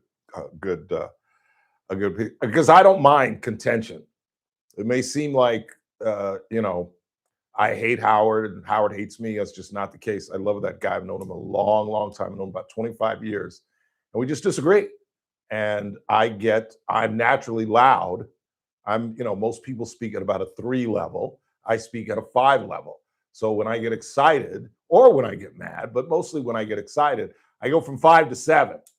And then when I'm in the middle of a conversation and I'm at 7, and then it starts to get heated, I go from 7 to 9. And it sounds like I can't stand the person I'm talking to, but it's just the way I express myself. You see me talk to myself. I'm doing it right now, where I'm at a 9, and I'm just talking to myself. So it has nothing to do with my relationship with Howard. I just disagree with him vehemently. He disagrees with me vehemently. That I just can't understand why you would want to say that it's the price of doing business to kill these people who have been here and have done the right thing. And he's right. There should be some punishment if you come here and you've been here for 3 decades, 3.5 decades, and you've done nothing but become an American citizen. There should be some repercussions for that. You should have to pay some sort of retribution, you could call it, a retribution fee or something. Add it to your taxes or something of that nature. Or maybe you have to do something for your community. I don't know. Those people should be punished. But to send somebody back to a country that they haven't been to in 3.5 years, and they have to abandon their family because now the Supreme Court has said that those 3 children that the man in Texas, Lorenzo Salgado Arroyo, gave birth to, they're American citizens. 2 of them are college graduates. One's about to be a college graduate. So you are saying that after a man comes here for 35 years, establishes a family, establishes a career, does the right thing, keeps his nose clean, that we should send him back to a country that he hasn't been to in damn near 40 years and abandon his family and separate him from his 3 children and his wife, who may be legal. That makes sense to you all? Really? As opposed to finding that man, finding, F-I-N-D-I-N-G, and then fining that man, F-I-N-I-N-G, and make him have to pay for his illegal behavior in coming into this country. But the answer is to remove that man from his family and send him back somewhere he hasn't been in over 3 decades? That really is logical sense to you all? I just can't compute that, because that just makes absolutely no sense. I thought we were the country that believed in family. And you can get your pint of blood out of this man if that's what you want. Make him pay. Take 15% out of his salary for 3 years. For a certain amount of years that you don't try to become a citizen, those are the amount of years that we're gonna basically take money out of your pay. I don't know. There are many, many ways that we can punish these people, as opposed to A, killing them, or B, sending them back to countries they haven't been to in decades and separating them from their children, who the Supreme Court has determined are American citizens. What if the man has been here for 12, 15 years and he's a single parent and he is a 10 and 11-year-old? You're really still in favor of removing that man and sending him back to Ecuador and having his 10 and 11-year-old be orphans? That's logical to you all. That's okay with you all. And the fact that Howard was not willing to admit that the reason those men were stopped, because again, the fact of the matter is, they were not, the man in Maine, the man in Texas, were not the targets of the ICE agents. Why do you think they stopped them? And the fact that Howard was not willing to say they were Mexican or of Latin descent, or more accurately, they had brown skin. Hell, I'm afraid to go someplace now. I might get stopped. You got brown skin, that's probable cause. I'm just light enough to pass for Mexican. It's crazy. It's crazy. Particularly given what we've done. If they were still flooding in and we had to deter them, Howard would have an argument. But we have stopped it. We have deterred them. My president, I don't know about yours, but my president told me is no one's coming over the border. So then let's deal with the problem that exists here in the nation. And you're telling me that you all believe that part of that priority should be to get rid of the gardeners and the nannies and the Latinos that have established jobs and aren't committing crimes and are actually, I don't know, adding something to our community. Where the hell would I be without Lydia? Living in a nasty ass apartment. That's where I'd be living. I need Lydia. I need her. You can't take her from me. Because I'm telling you, ain't no way that woman is here legally. Ain't no way. I mean, maybe you can come here legal and speak pidgin English for as long as, and I've known Lydia now for going on like 5 or 6 years, maybe. But if I had to put a wager in Vegas, I'd bet that she's here illegally. I don't want to see her leave. And most recently, she came with her daughter once, so I know she has children, which means they're legal. And you want to see my housekeeper sent back to Mexico and separated from her children. That is the most unempathetic thing I have ever heard in my life. Should criminals, even if you jaywalk, be kicked out of the country? Yes. If you're going to sneak in here, and we're going to let you stay in here, as Howard says, I'm just being lenient, and then you're going to break our laws, then you got to go. I don't care if you're jaywalking. I don't care if you stole a Butterfinger from the thrifty. You got to go. You commit a crime, you automatically are deported. No questions asked. But the folks that are coming here for, I don't know, God, why would you want to come to America? I mean, good God almighty. You're living in Mexico or DR or Ecuador or wherever, Bolivia for that matter, South America, you somehow get here. And it's shocking that you'd want to come to America. Of all the wrongs and all the crimes and all the things that go on in this country where you can human traffic a person, you can be engaged in kiddie porn, you can have methamphetamine and drugs, and the district attorney on Truxton Avenue will cut a deal that you do like 36, 48 months. You can commit a woman to slavery and you get a couple of years in the cooler, but if you sneak in this country 35 years ago, we're going to deport you. You can get high as a kite, smoke all the weed you want, jump in a car, and kill a 65-year-old woman, and you're going to do 2 years. But if you sneak into this country trying to get a piece of the American pie, you establish a family, you create kids that go to college, which means, and why we say, why do you keep saying that? Why do you keep saying that he created 2 kids to create a college? Because to go to college means, one of the reasons college degrees don't mean a damn thing.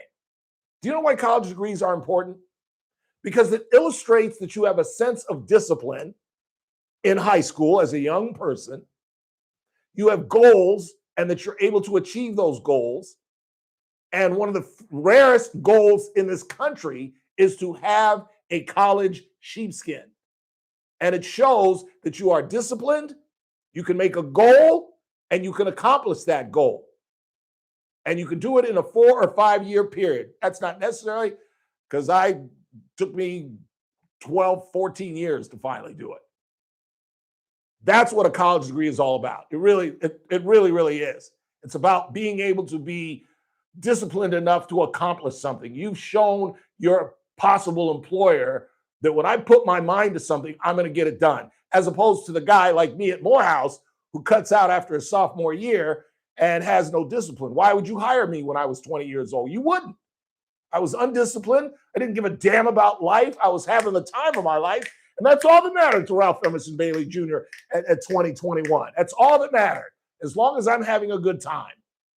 And that's what separates college graduates from non-college graduates. So that's the reason I keep saying that he produced 3 kids that made right decisions, stayed out of trouble, were disciplined human beings. And where does a child get their discipline? Where does a child get the sense of, I'm going to go to college and I'm going to be a college graduate? Go ahead, say it, from their parents. So it's not like I'm just picking these random people and saying that they're good people. Yes, they're good people that are adding to our nation. If you're a 35-year resident of this country and you've raised children that have done the right thing and made the right decisions, don't you think we should keep those people? Don't you think those people are helping us? What if one of those kids grows up, and this is the obvious thing that everybody throws out there, but what if one of those 2 college graduates that he just produced cures cancer? Or does something that gets in the Marines and helps us win the Iranian war? And you just want to throw these people out of this nation. I understand the folks that are coming here of late. I'm talking about long-time residents. That's what I'm talking about. And I think if you've been here for at least over a period of 5, maybe 10 years, people that have been here 10 years and have been able to keep their nose clean and do the right thing, I think they deserve some leniency. You can still get your pint of blood that you all want. Like I said, you can take 10% out of their salaries for however long they've stayed here illegally. So if they've been here for 10 years and they've stayed under the radar, but they've done right and they've produced good kids and they're doing the right thing, you still got to pay your dues. And for 10 years, we're going to take 10% out of your salary and give it to whatever. Give it to ICE. But to throw these people out, it's just doesn't seem very logical to me. It really doesn't. Let's go ahead and take a break. We come back, we'll check the board, see what we can check the board, right, Daisy? Okay. We will do that when we come back. Then coming up in the 5 o'clock hour,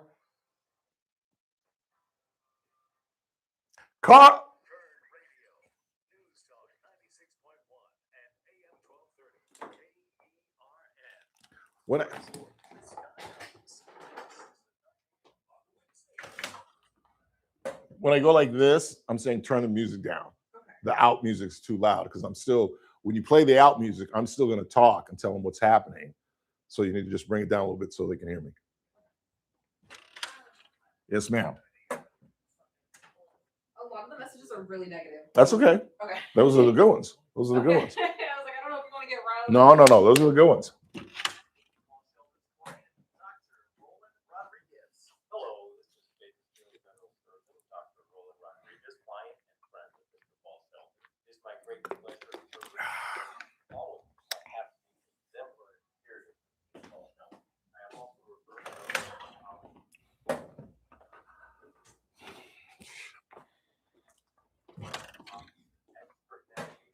How much time I got?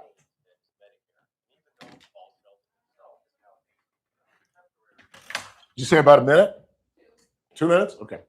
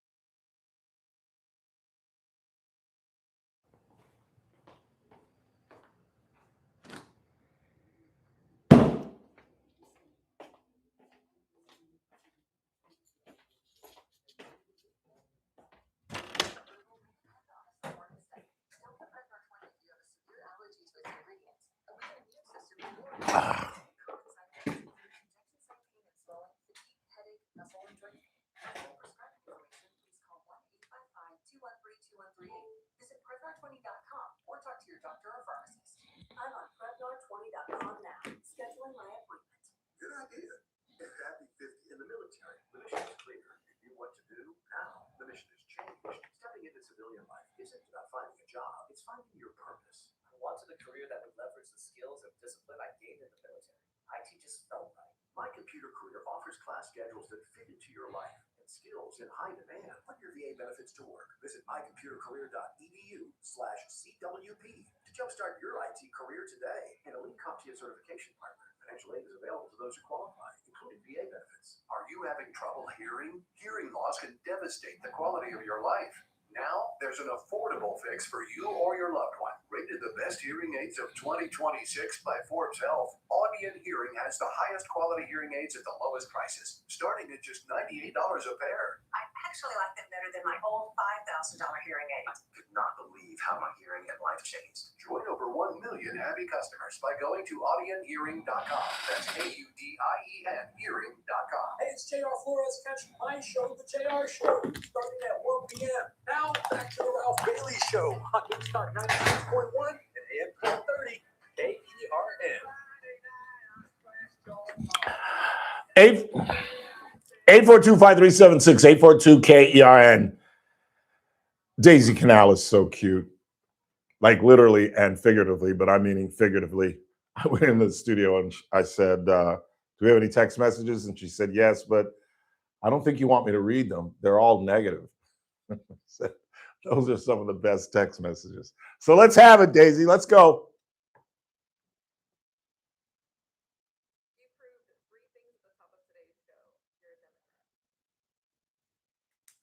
That's one thing.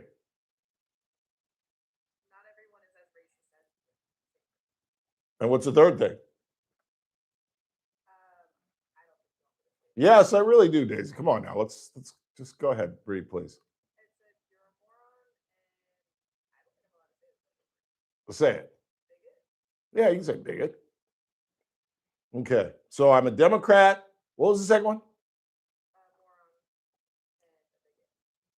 I'm a Democrat, I'm a moron and a bigot, and you're listening to me. So who's the moron? Because I'm a pretty intelligent guy, and I don't listen to people that are stupid. But you're smarter than I am, but you're listening to me. Just contemplate that before you send your next text message. I'm stupid, but you're listening to a stupid bigot. Okay. As I want to say, if and when you get a ratings diary, all I ask is you tell the truth. And I talked about this the other day. That's why I'm no longer concerned with ratings, because half my audience can't stand me, but you listen, and there is proof. This is why we read the negatives ones, Daisy, because, well, this is why we read the negative ones, because we expose the stupidity of some of our audience. You're a moron, but I listen to you every damn day. You don't, I mean, that's so, isn't that funny? Let me find the dumb guy so I can listen to him. Where's the dumb bigot on the dial? No, that's the white bigot. No, no, he's not in the career anymore. Oh yeah, here he is. Here's that black dumb bigot, baby. Come in here and listen to it. Here, you know the bigot we listen to, the moron, he's on. Okay, what else you got?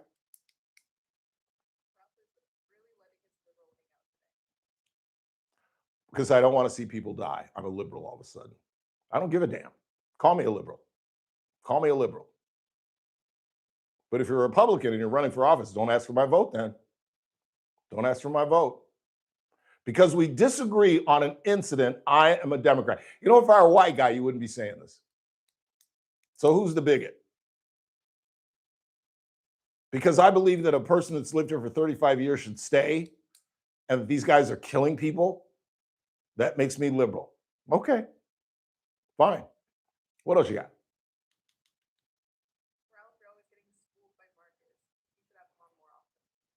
I agree with that. That's the first smart remark that's been made. I don't think I got schooled. We have different opinions, and he presents a very good argument. But I would love to have Howard on every single day if I could. What else you got?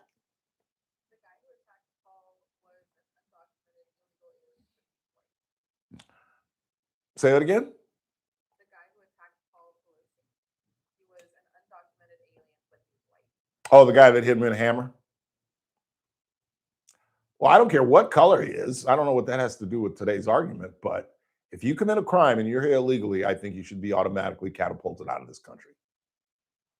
But to throw people back into a nation that they haven't been to in decades, if that's a liberal stance, then I guess I'm a liberal. I guess so. And if that's the label y'all want to put on me and think that hurts my feelings or hurts my ratings or hurts my future, I mean, that's the best argument y'all got. You're a Democrat. That's really, you can't intellectually go at it with me, so you call me names. So who's the dummy? What is this, high school? Talk it out with me. At least the thing that I love about Howard is he's willing to express his opinion and try to intellectually go at it with me. You knuckleheads just call people names, bigot and a moron, but I listen. What else? The border was never open. Big lie. Biden deported more than Trump. And I'm the liberal? I'm the Democrat? And there's somebody that just called and said that Biden didn't open the border? Have you gone? See, you're not stupid. You're crazy. If I could, I'd send the folks from 3B to your house. What are you talking about? And I guess Kamala went to the border, right? That is about as crazy a text message as we've seen in many a moon. That Biden didn't open up the border. Wow. That's amazing. What else you got? These are good because they're so bad, they're good. What does that say when us as a country, when you're told, what does that say about us as a country when you're told if you commit whatever crime clear as day and you lay out the consequences also clear as day, you don't hold on to that? One more time. What does that say about us as a country when you're told if you commit whatever crime clear as day and you lay out the consequences clear as day, you don't hold on to that? We are an imperfect country. So what are you saying, that you think we live in a perfect country where we can lay out laws and everybody will obey? Again, that's intellectually stupid. People break laws. And my point is, sneaking into this country to try to make a better life for yourself just isn't top of my list. You know, I would put, like, I don't know, human trafficking above that. But apparently our DA doesn't think that's that big a deal because the most recent convicted human trafficker is going to do about 2 or 3 years in jail. I think getting high and killing somebody in a car is a little bit above sneaking into the country and looking for a better life. But our DA doesn't think so because that person's going to do about 2 or 3 years, and he robbed a family of her grandmother. So everybody, this is a country of flawed human beings. This is a planet of flawed human beings. And there must be a priority list. And that's why certain crimes get certain long sentences, and certain crimes don't even get jail time or get short sentences. And that's why I'm continuing to rave about killing somebody, because I thought if you kill somebody, particularly if you're high, you were going to do serious jail time. Well, not here in Kern County, boy. And I thought if you made someone your slave and made them have sex and gave you the money, and that you were into kiddie porn, that was a pretty serious crime, that you would do a long time. But apparently our DA disagrees with me, because those two people that I'm referring to aren't going to do more than 3 or 4 years in prison, and they committed some pretty serious crimes. But because these people are sneaking into the country trying to make a better life for themselves, you want them automatically deported, even if they've never committed a crime. If that makes me a liberal, then you go right ahead and call me whatever you want. Democrat Bailey, liberal Ralph, bigoted Bailey, racist Ralph, whatever it is. All I just ask one thing. When that diary comes to your home, just tell the truth. I can't stand this bigot and moron, but I listen every damn day. Every doggone day, I find that bigot, that moron, and I listen to him rant his stupidity, which makes you about as bright as a rock. Quick time out. Final hour of the broadcast. It's more of Racist Ralph on the radio. Racist Ralph.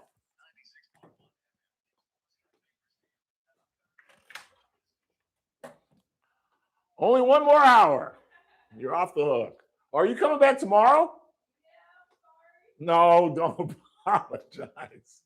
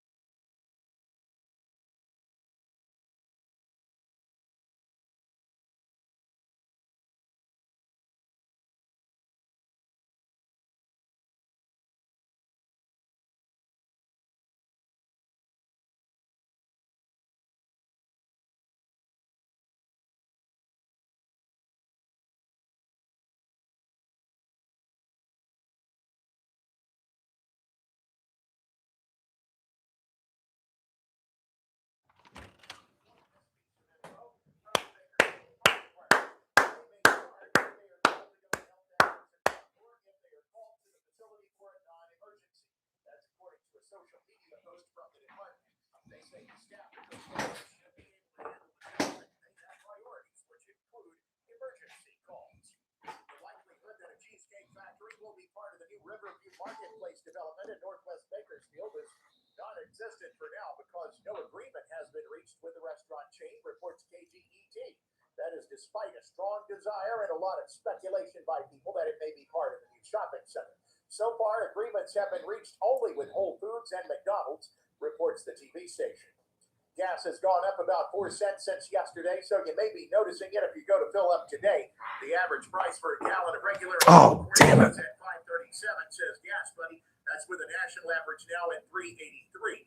But stations at Wofford Heights and Kernville are maintaining the lowest prices in the area at $4.49 each for now. The next cheapest is $4.79 in Button Willow. I'm Chris Davis in the KERN newsroom with news every half hour and when it breaks on News Talk 96.1 and AM 1230. KERN.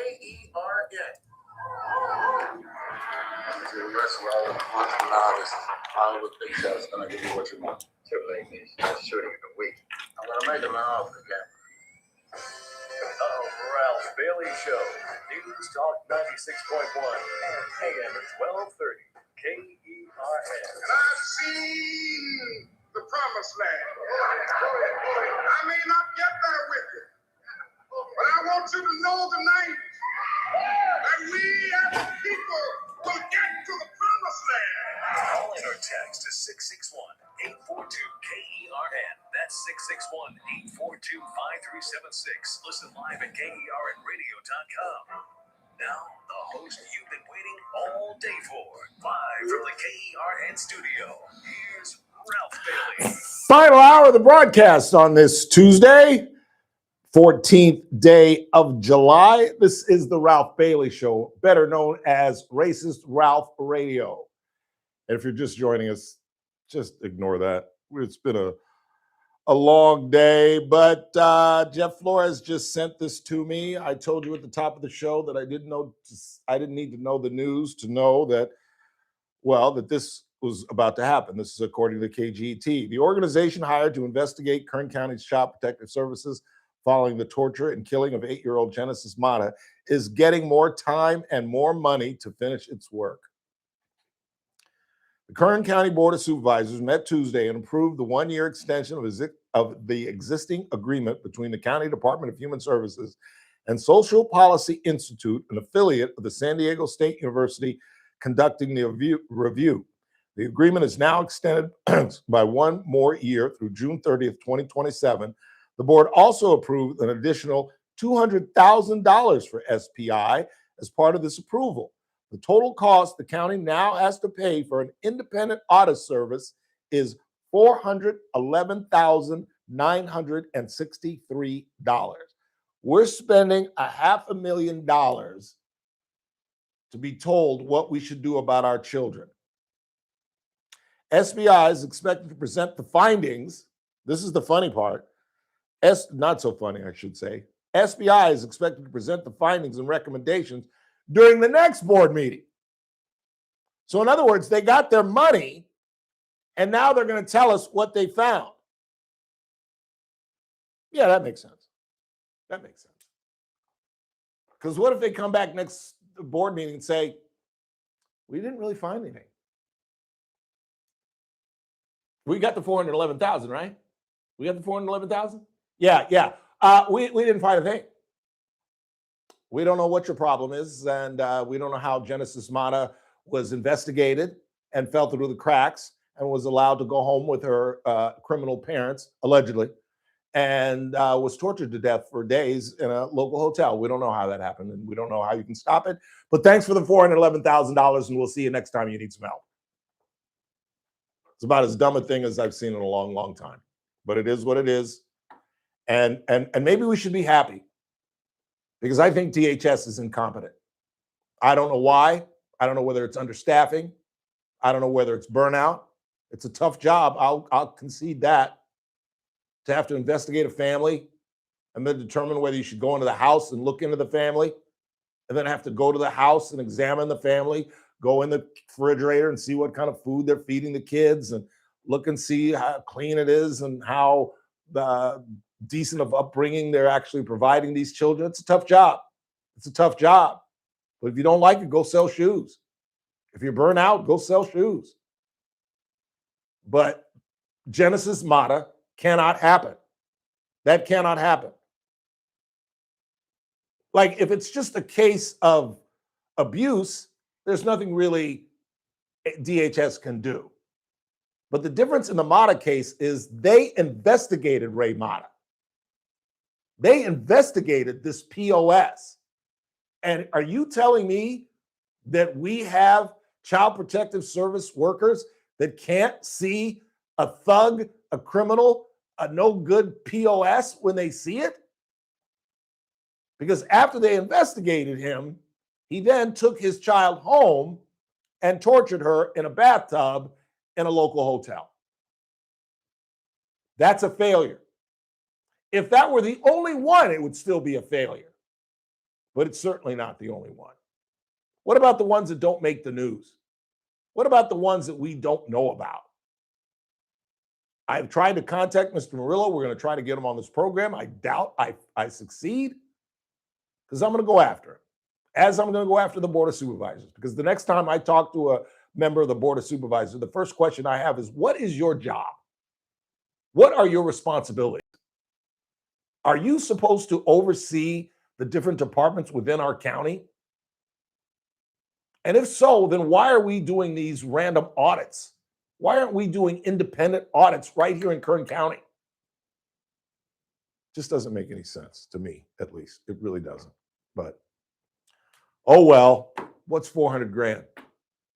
What's 400 grand? Or even if it's just the minimal amount that we take from the general fund, which is what the supervisors will say, it's still state and federal money that could have gone elsewhere, that we're giving to some group out of San Diego who's going to tell us what? Oh, I can't wait. 2 weeks from now, this will be the most popular show we're going to do, because I'm going to tease it all the way up to the day that those recommendations come out, and then I'm going to read those recommendations. We're going to see what we got for $500,000. We're going to see how DHS is going to change and clean up their act based on what the San Diego company told us to do for $411,968. Let's see if we get our money's worth, because I'm betting it ain't worth $500,000. But, you know, it's funny how people spend money when it ain't theirs. You know what I mean? You can spend it willy-nilly when it ain't coming out of your bank account. Sure, why not? Give them 200 more. Give them 200 more $1,000. Go ahead. What the hell? Unbelievable. 842-5376, 842-KER. Let's get back to the reckoning, Daisy. What else you got in there?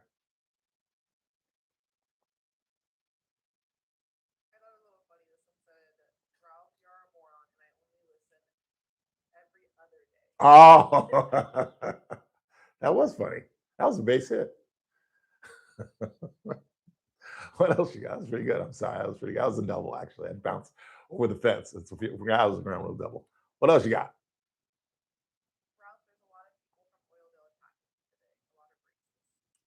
That's not fair.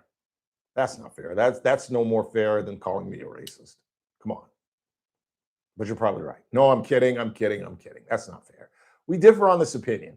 And some people are intellectual, like Howard Marcus, that are willing to argue it out, present their case, present my case, respect my opinion, and move on. Others, if they disagree with you, they have to label you, they have to hate you, they have to call you stupid. It's a very low intellectual mentality, but it is what it is. It is what it is. You know, smart people like to talk things out and say, well, I respect your opinion, Howard, but I vehemently disagree with you. Stupid people want to call, you know, can you imagine if I had said, well, then Howard, you're just a moron. You know, Howard, you're just a bigot against Mexicans. That's your problem. What if I had done that? Come on. That's just, it's sad. It's sad that there are grown ass adults calling people names because they disagree with them. But you know what? That's life in the 21st century. Because it just wasn't like that in the 20th century. You know, there used to be shows like Crossfire. Remember Crossfire on CNN? Where it was completely set up to be a bipartisan show. It started with Pat Buchanan. You old folks remember Pat Buchanan. You don't get more conservative than that, Jack.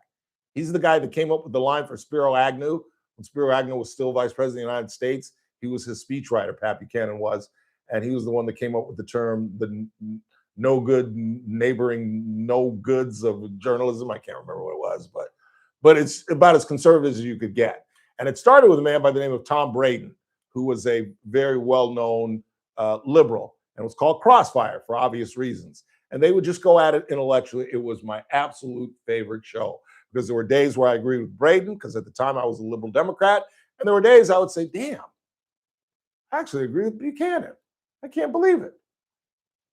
And that's what I think life should be about, like intellectual discourse on issues that are important to this nation. Let's talk them out and let's respect each other's opinion.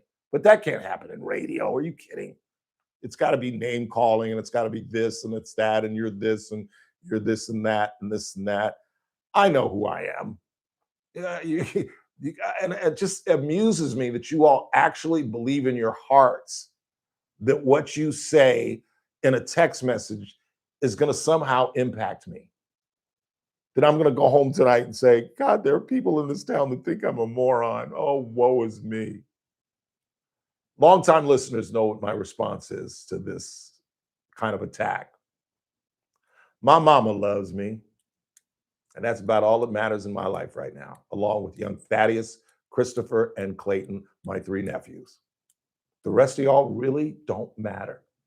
I mean, seriously, you really, really have no impact on my life and times.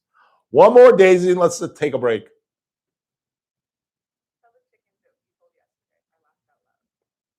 Did you hear my chicken joke? Why did the chicken cross the road? Because! That was good. That was good. All right, let's go ahead and take a break. And we come back. What was the other one we told yesterday? We told another one. Oh, why? What did the buffalo say to his child going off to college? Bye, son. I'm on a roll, Daisy. I'm on a roll. Let's go. Quick timeout. Speaking of bison, Carl McDaniel was actually lucky.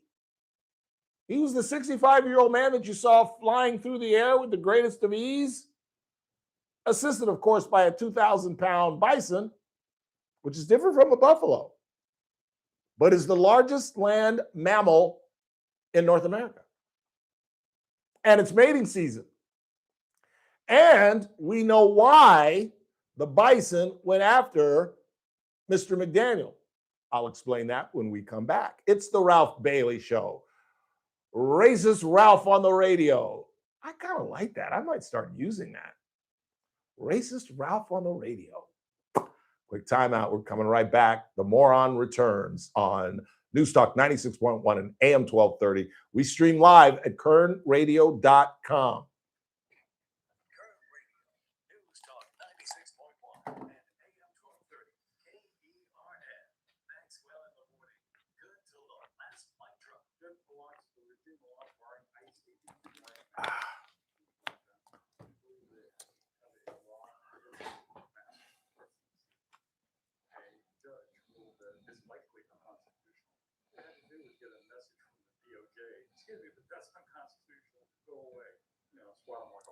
Weekdays 9 to noon, News Talk 96.1 and AM 1230 KERN.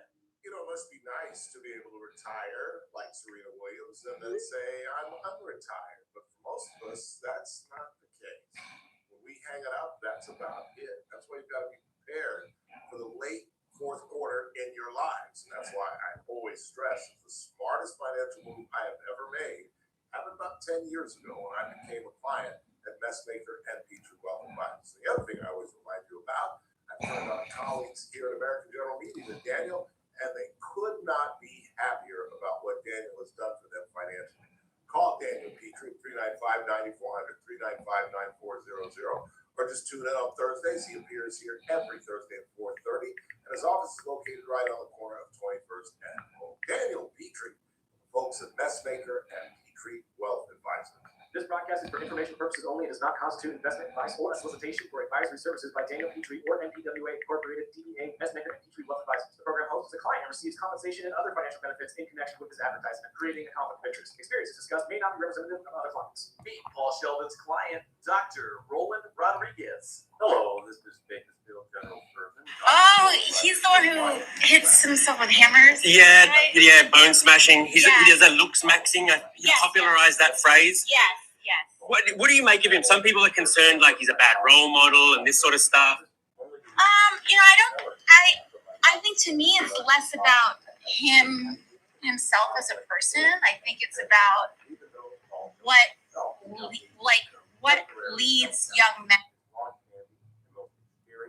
Expertly trained team of ladies, Christine, Kelly, and Lynn, continue to vastly guide clients through the complicated world of Medicare.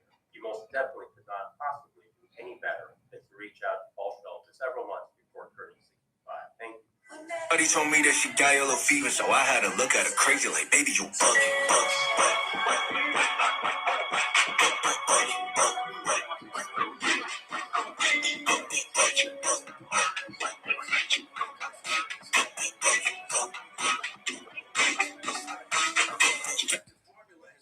It's time to treat yourself.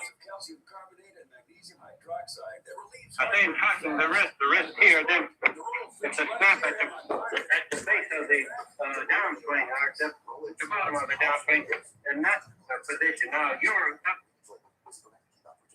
you know what I mean? You're using your body. When you throw a baseball, it's a snap at the end that gives it the extra speed. The same way of hitting a golf ball. It's the snap at the bottom of the downswing that gives you that extra touch speed, which gives you distance. Now, you weren't getting your snap through the ball at all today. You were using the big shoulders, and, well, you were just using everything that you shouldn't be using instead of the right thing. Learn to use the hand. Now, that comes first, the hand, and then the body. I say in tracking the wrist here, then it's a snap at the base of the downswing, at the bottom of the downswing, and that's the position. Now, you're...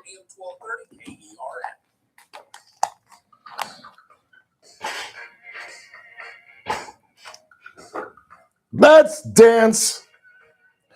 Turn on your red shoes and dance the floor. I don't know the words. You know what I watched last night? I shouldn't say this in front of young Daisy, but I watched Barbra Streisand and Chris Christopherson's A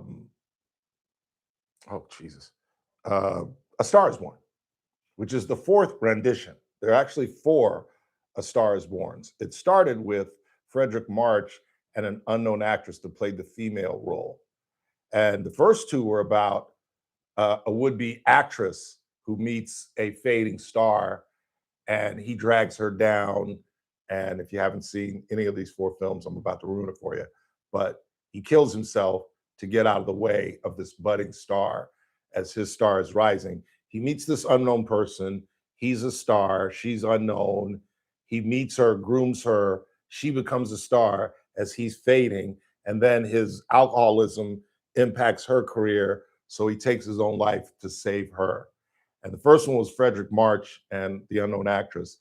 The second one, the Paramount thought was going to be the huge deal because it starred Judy Garland, who at the time was a gargantuan star. This is obviously after The Wizard of Oz and after the Hardy movies with Mickey Rooney.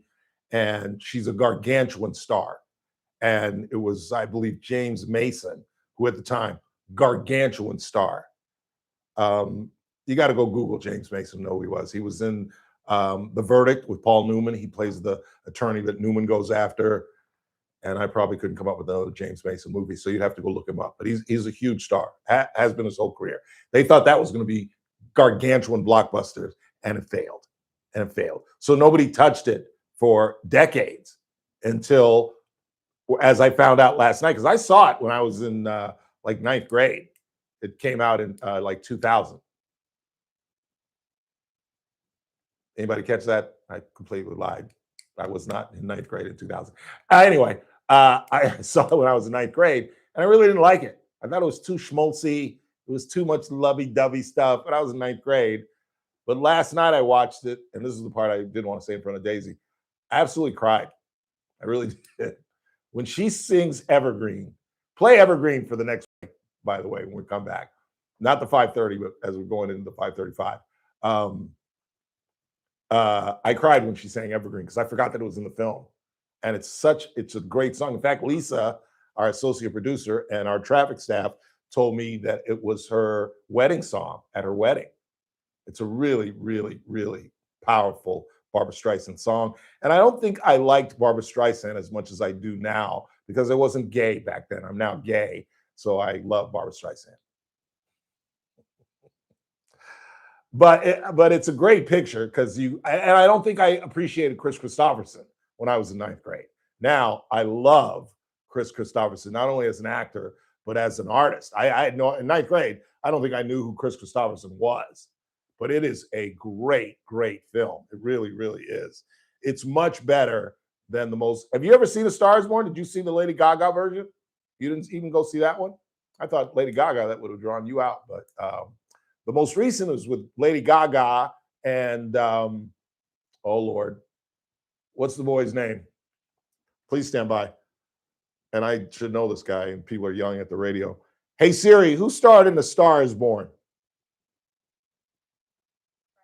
Bradley Cooper. Bradley Cooper. Bradley Cooper. It's Lady Gaga and Bradley Cooper. I didn't like it. I didn't like it. I didn't like it. It was all right. It was all right. Because in this one, you don't even know if he kills himself. There's kind of a vague ending to it.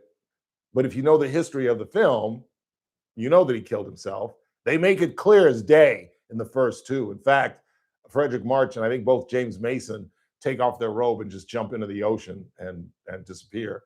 In the third one, the one I watched last night, he wrecks in a car accident, but you know that he tried to kill himself because he lied to Barbara and told her that he was going to pick somebody up at the airport, and there was nobody to pick up at the airport.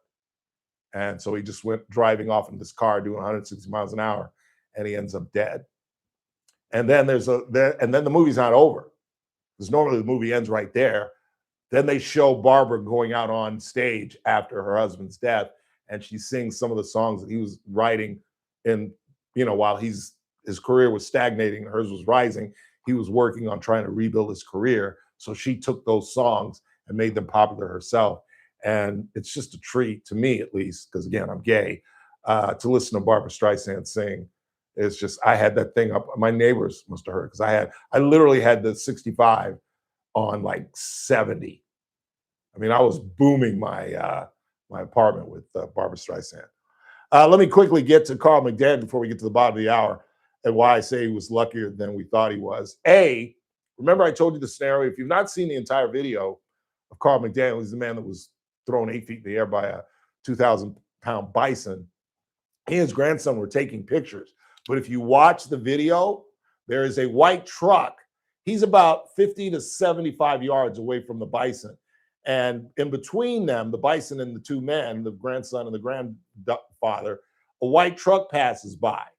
And we now know, according to witnesses, the white truck honked its horn to try to push off the bison. Well, it's mating season, according to wildlife experts up in Yellowstone, and that only pisses the bison off.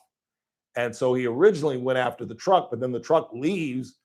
And then unfortunately for Carl, the bison says, well, if I can't get the truck, I'm going after the old man. And he's said, and one of the reasons that they were standing together. This guy's going to be considered a hero, because as you saw in the original video, they're standing together with his grandson.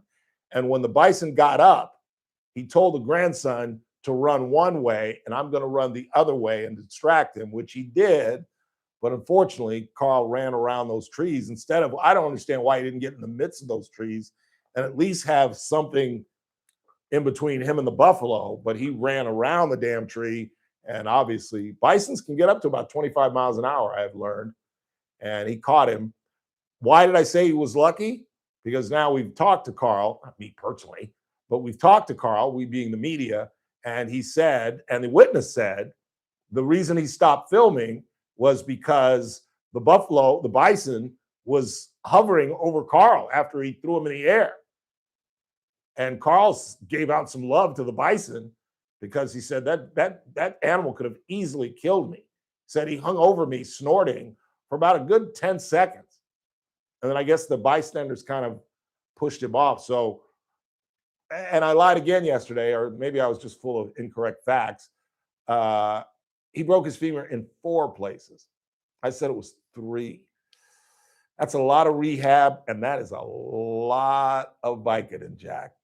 Because that, as I said yesterday, the femur is the largest bone in the body. Daisy, what is the largest organ in the body? Don't overthink it. Nope. What do you have most of on your body?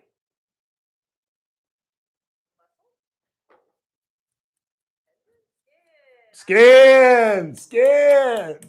Skin is the largest organ on the body. We live and learn, teach and turn. That was my elementary school motto. Live and learn, teach and turn. Quick time out. Headed into the back half of the hour. We'll read some more text messages. Get a good laugh before we get out of here. And I've got some other miscellaneous news and notes to get to. It's the Ralph Bailey Show on News Talk 96.1 AM 1230. And we're streaming live at currentradio.com.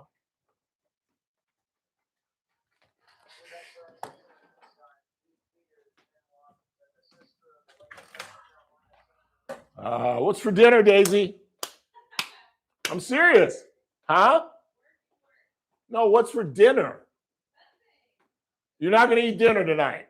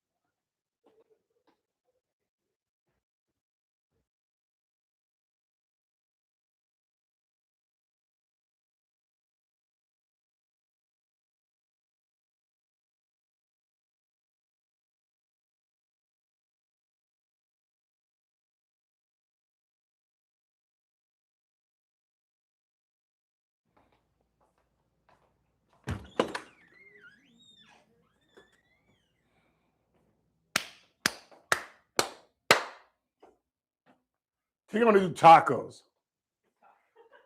Why is that funny? Why is that funny? It's Taco Tuesday. Oh, I didn't realize it was Tuesday. Yeah, I think I'm going to do tacos. I spend way too much money on food because I eat out like every day. That's me right now. It's crazy. You have 11 seconds, right? I don't know. Do I? Yeah. 1 dead, 2 missing after boat capsizes near Alcatraz. Wow.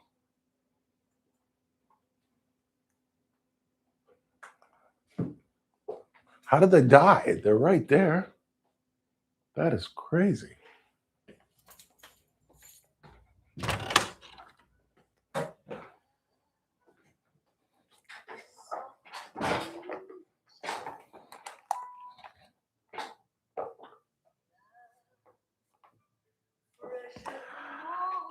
caught me by surprise too. I literally was laying in bed watching this movie. She started singing this, and I started to tear up. And I'm like, literally, I said to myself, "What is wrong with you? Are you that old?" And then my other conscience said, "Yes, we are that old." No, I don't cry like that. When I say I cry, I'm not sitting in my bed going, just little tears, just a couple of tears fall, and I'm just like, "God dang it, what's wrong with me?" And there's so many things that I found out about. I was talking about this with Lisa. A, I didn't know that she produced the movie. Barbara Streisand produced the film. B, there's a great, because I'm a movie nut, so I watched the credits. And when it got to, the technical stuff, it said Mrs. Streisand's wardrobe, and then underneath it said from her closet. And I thought that was kind of cool. But if you haven't seen that, if you've only seen the, well, hell, Daisy, you haven't even seen the most recent one with Bradley Cooper and Lady Gaga. But if you've seen that one and have not seen any of the other three, I strongly suggest you check out the one with Chris Christopherson, particularly if you're a Chris Christopherson fan. I'm assuming most of you are. I mean, he was a great artist. And he doesn't really sing that much in the movie because, again, he's a dying star. And they try to show what concert life is like. So in the film, he sings like the same song just about every performance, because every performance is his opening song.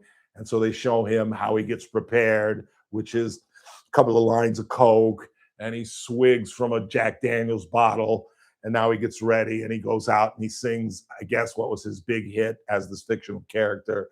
So that's really the only song you hear him sing. But then there's a portion in the middle of the film when she starts to rise, and she has a tune that she's done, but she can't figure out the lyrics.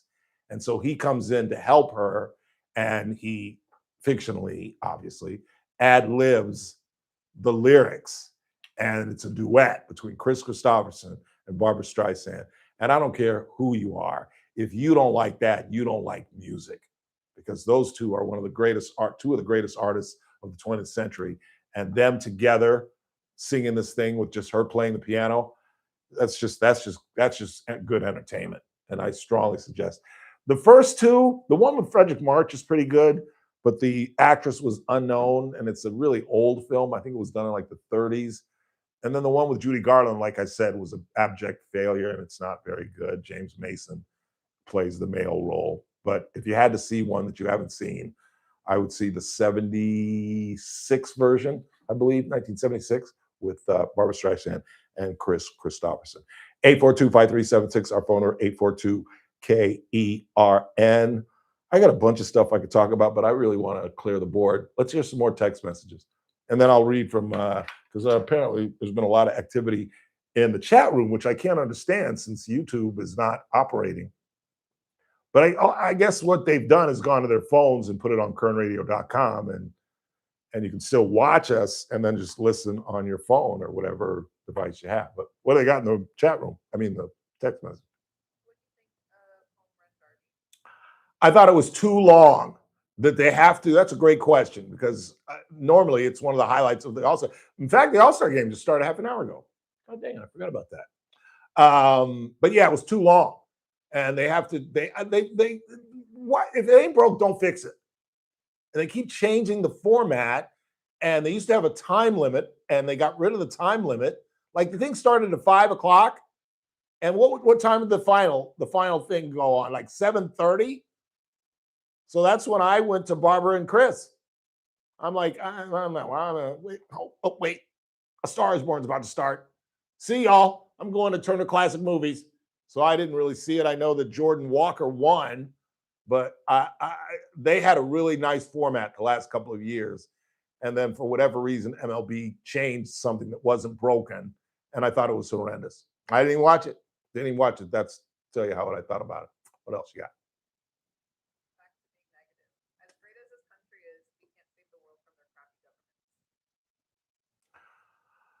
That's true. That is very true. But we used to be a nation where we welcomed your poor, your indigent, your et cetera, et cetera. I forget what's written on the Statue of Liberty.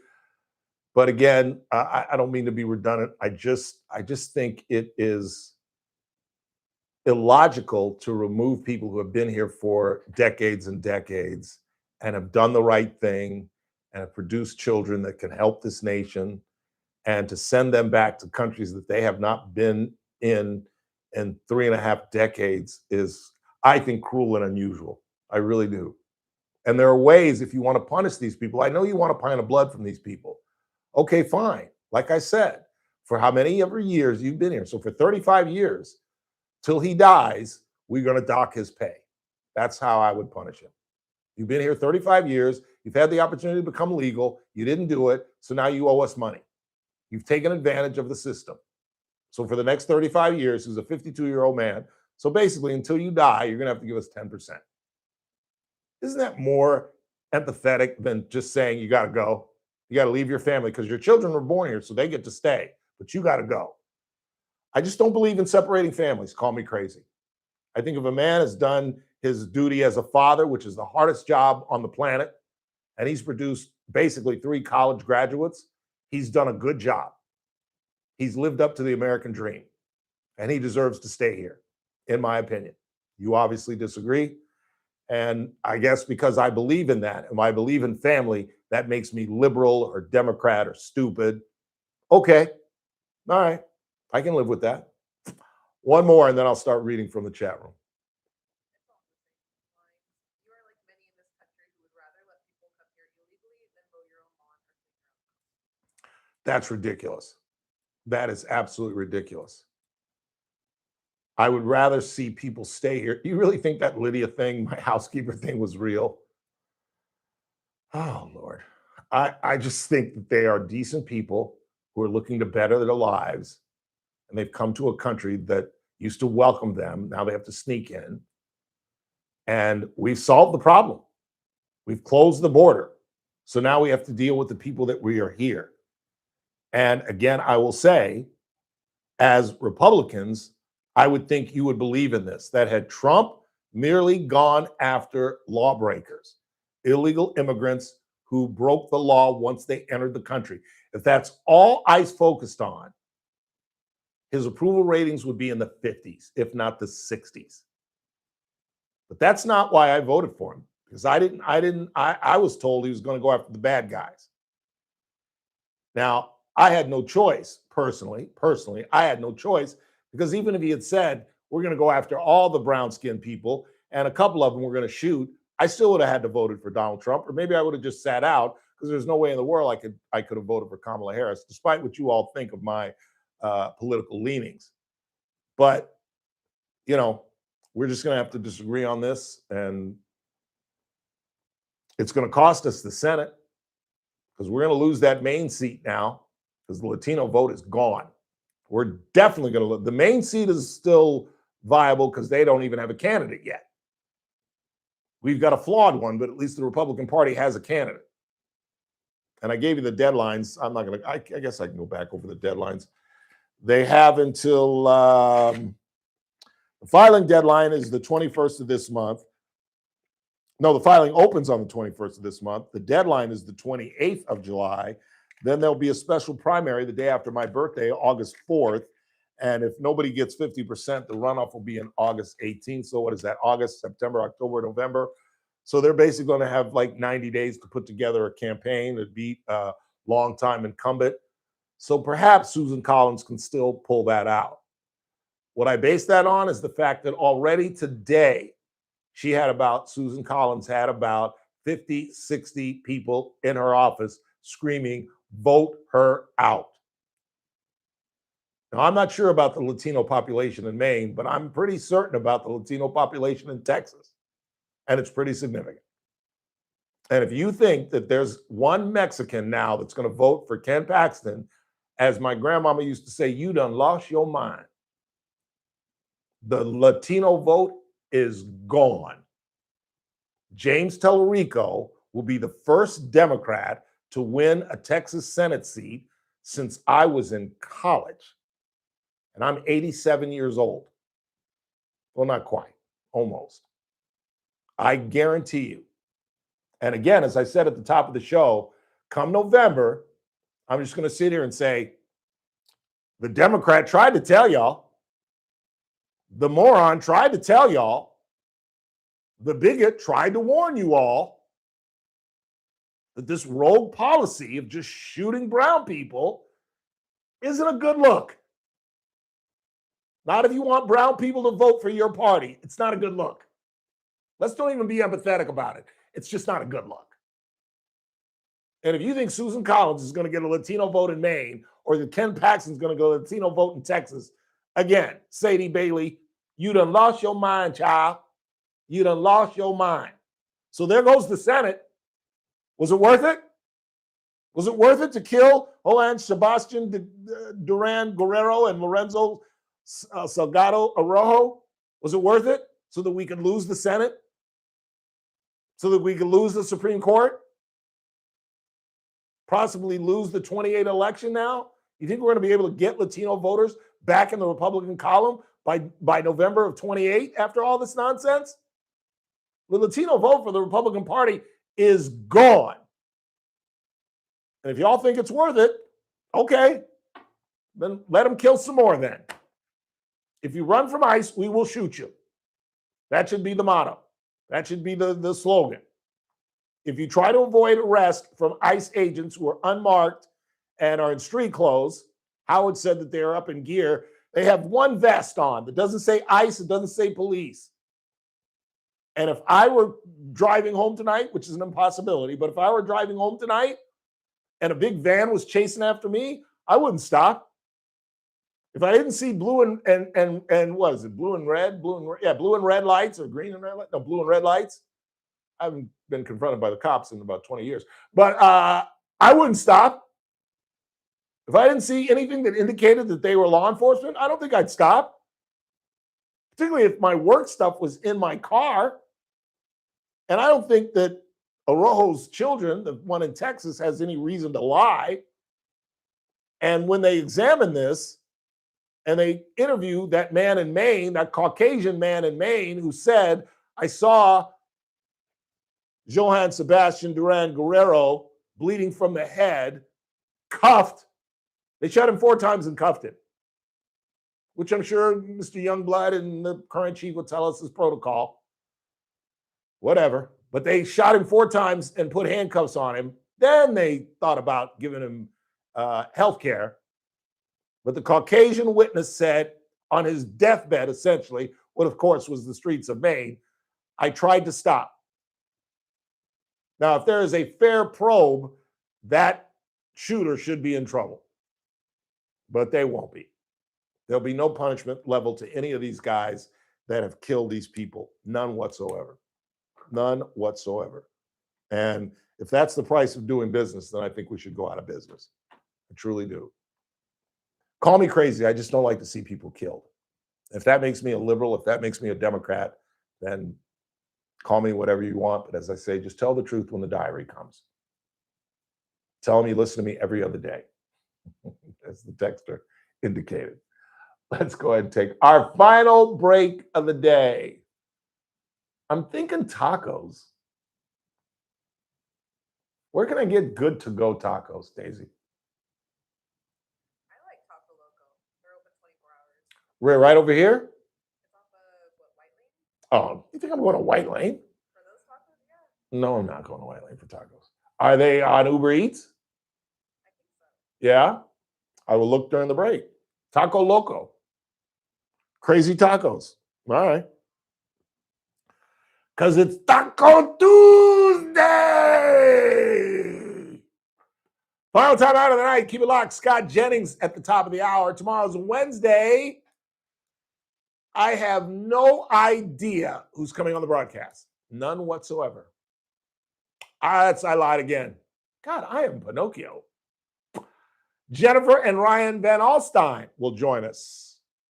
Owner-operators of Adaptive Networks, the team that we use for all of our IT needs. And if you're a serious businessman or woman, you should as well. Call them today at 661-241-0638, 241-0638, or hit them online at adaptive-net.com. Final break of the night. Keep it locked. It's the Ralph Bailey Show on News.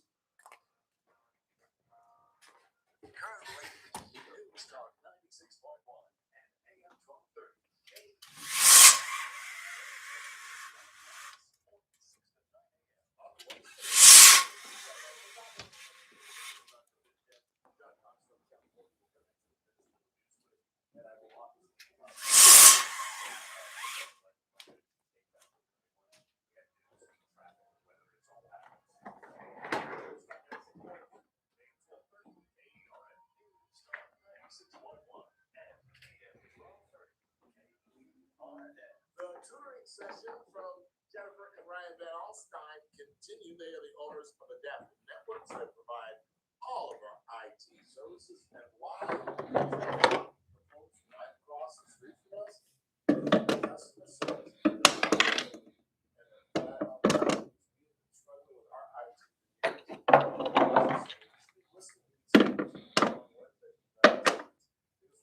Segments focuses on what you should be looking for and some of the red flags seeing as well when dealing with your IT. If you've got an IT company that's coming out time after time after time and just going over the same problems over and over again, and I suggest you give up the phone call today. 661-241-0638. That's 661-241-0638. Join American General Media, teaming up with the best IT team in Kern County. That's the folks at Adaptive Networks. Again, their number 661-241-0638. Available online at adaptive-net.com. Bakersfield, it's back and bigger than ever. The Walker Lewis Rent Tent Sale is happening Saturday, July 18th from 8 a.m. to 4 p.m. And you do not want to miss it. We're talking massive savings on everything you need. Sofa sets started at $99. Bedroom sets started at $79. Mattresses at $40. Dinette sets started at $55. We also have hundreds of kitchen essentials like linens, glassware, flatware, vacuums, and so much more at low prices. If you've been waiting for unbelievable prices on both new and slightly used products, this is your moment. Bring your truck, bring a friend, and bring your wallet because major credit cards and cash are accepted. And these deals won't last long. Find us at 4501 Ride Street off District Boulevard and Gosford Road. The Walker Lewis Rents Tent Sale, Saturday, July 18th, 8 a.m. to 4 p.m. Be there early because once it's gone, it's gone.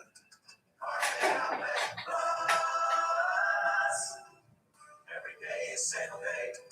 No one can beat us, no one can touch us. You won't find better prices. Shop and compare, we don't care. Take a look our way and come into Carpet Outlet Plus. Every day is sale day. Pet stains on your carpet? Carpet Outlet Plus has everything you need to make your floors pet-proof. With over 100 in-stock waterproof floors, Carpet Outlet Plus can solve your pet problems for good. We also stock over 50 colors of pet-perfect carpet. Call, click, or come by today for your free in-home estimate. Don't forget, for the do-it-yourselfer, we also offer free next-day delivery on all qualifying stock floors. And as a bonus, go to carpetoutletplus.com and apply for 12 months no-interest financing. Carpet Outlet Plus, 3.5 blocks west of 99 on Rosedale Highway. Carpet Outlet Plus. Every day is sale day. Hey folks, Scott Cox here, host of the First Look with Scott Cox radio program. You are listening to the Ralph Bailey Show right here on News 96.1 and AM 1230 KERN.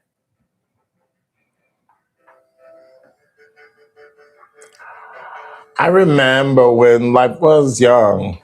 Me and Susie had so much fun.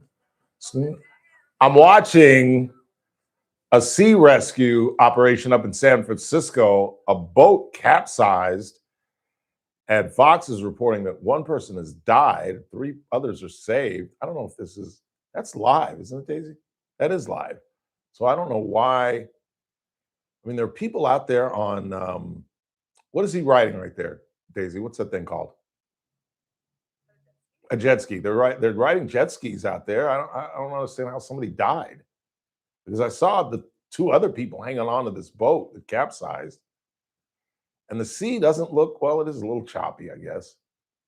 How does a boat capsize like that? That is crazy. I'm reading now, 1 dead, 2 missing. Oh my God, 2 missing after boat capsizes. And they're on the phone with somebody. So those jet skiers are still out there looking for the people that are out there. I mean, so in other words, it's 3 dead. They're saying 1 dead, 2 missing. But if they can't find them, it does not bode well. Let me move over here to the screen and see what's going on in the chat room. As the great Jackie Gleason used to say, oh, this ought to be rich, because there are a ton, and I assume they are all hateful and negative. Please stand by. Where are my glasses? Let me see what I got. Oh, Is the radio down? Bring Daisy in and interview her as the new producer. She's not a new producer. She's just filling in while Chris is gone. Stella says, not that you asked, but the big screen TV running in the background is distracting, especially with the closed caption on. I'm sorry, I should have read that earlier. Yeah, we normally don't. Do you know how to work that remote? Well, no, now it doesn't matter. But yeah, tomorrow we'll have it off for you. Can't hear Howard. We cannot hear Howard. I even went on radio and still can't hear Howard, which that doesn't make any sense. Marcus, you can't hear on the radio or YouTube? That's Anthony. What's going on, Anthony? SS Charter says Howard Marcus is ignorant. That is absolutely not true. See, even when the people agree with me, I disagree with. Why do you have to call him a name? Why can't you just say I disagree with Howard Marcus? You have to say that he's ignorant. Howard's a lot of things. Ignorant, he is not. Jerry writes, no, they are still here illegally. Yes, they should go. Mary says, now hear you just fine. Couldn't hear Howard at all. Stella says, couldn't hear anything that was discussed between you and Howard Marcus. That's too bad because it was a great, great discussion. I turned to the radio version or on Google to hear good conversation. Good to hear both sides. Thank you. Now that's intelligent. They definitely need to stay here and just become legal. Totally agree. Oh, that's right. You know, they don't have an argument when they result to name calling and insults. I agree, Mary. I absolutely agree. Firestone Grill has great food, Ralph. I love their chicken sandwiches. I do too. And they're gargantuan and they give you a ton of French fries and it's right across the street. Jack in the Crack has good tacos. You know, Mary, they do. But here's the question that I have always asked literally since I was a little boy. What the hell is in those tacos? Because it ain't meat.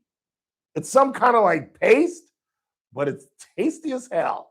But I'm not going to Jack in the Box for taco dinner now. But you're right, they do. They have really good tacos. I have no idea. Mary, I like Jack's tacos also. Who doesn't? Who doesn't like Jack in the Box tacos? But again, I ask you, that'll be the question of the day. What the hell is in a Jack in the Box taco? Because again, it ain't meat. It ain't meat. I don't know what it is. And I don't think I want to know. Because it's like some kind of like paste. I used to get, when I was a fat tub, I used to get a jumbo jack and 4 tacos, and that would be my dinner. I couldn't eat that now if I wanted to.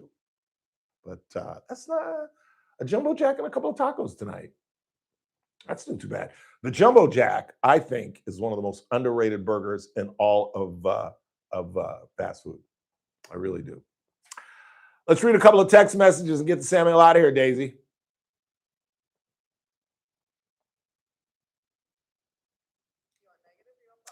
Just read what you got. Ralph loved the show, and with these untrained ICE agents were going to lose seats. What a show today. Do you think Tom is going to step down if one more happens November around the corner? No, are you kidding? They love Tom. He ain't going anywhere. And I saw him on Fox today, and he conceded that, you know, these guys aren't that trained for traffic stops. So they're but he said this is a respite. This is just the fact that they're not going to do any more traffic stops. It's not the new policy. They're just going to try to bring down the temperature for a little bit, and then I bet they'll be right back up to it. But I think one of the main problems is Stephen Miller and the self-imposed quota that they want to move out 3,000 people every day. Well, that puts the onus on the ICE agents to go hunt after these guys. And I don't think it's a coincidence that in the last 2 incidents, the one in Texas and the one in Maine, that neither one of those men were the main target. But in their zeal to meet their quota, they're driving down and they say, we're on our way to go get Daisy. We're almost to Daisy's house. Wait a minute. There goes Ralph. He's brown. Hey, let's go get him. That's a sure thing. We don't know if Daisy's home. So let's don't go to her house. But we just saw the brown guy in the Nissan. Let's go after him. Turn the car around. And then they go chasing after him, and I end up dead. And you all think that that's justice. Yeah, you're right. It's justice, all right. It's just us. Just minorities. They get shot because they're here illegally. That's justice. Just us. Just us brown folk. Want to thank Howard Marcus for joining us. I apologize. Hopefully we can get these microphones charged up for tomorrow. And of course, Teresa Goldner, our former federal magistrate judge. And tomorrow, the Van Alstynes from Adaptive Networks. For Daisy Canal, I'm Ralph Bailey. That's what's really going on. I will rap to you tomorrow.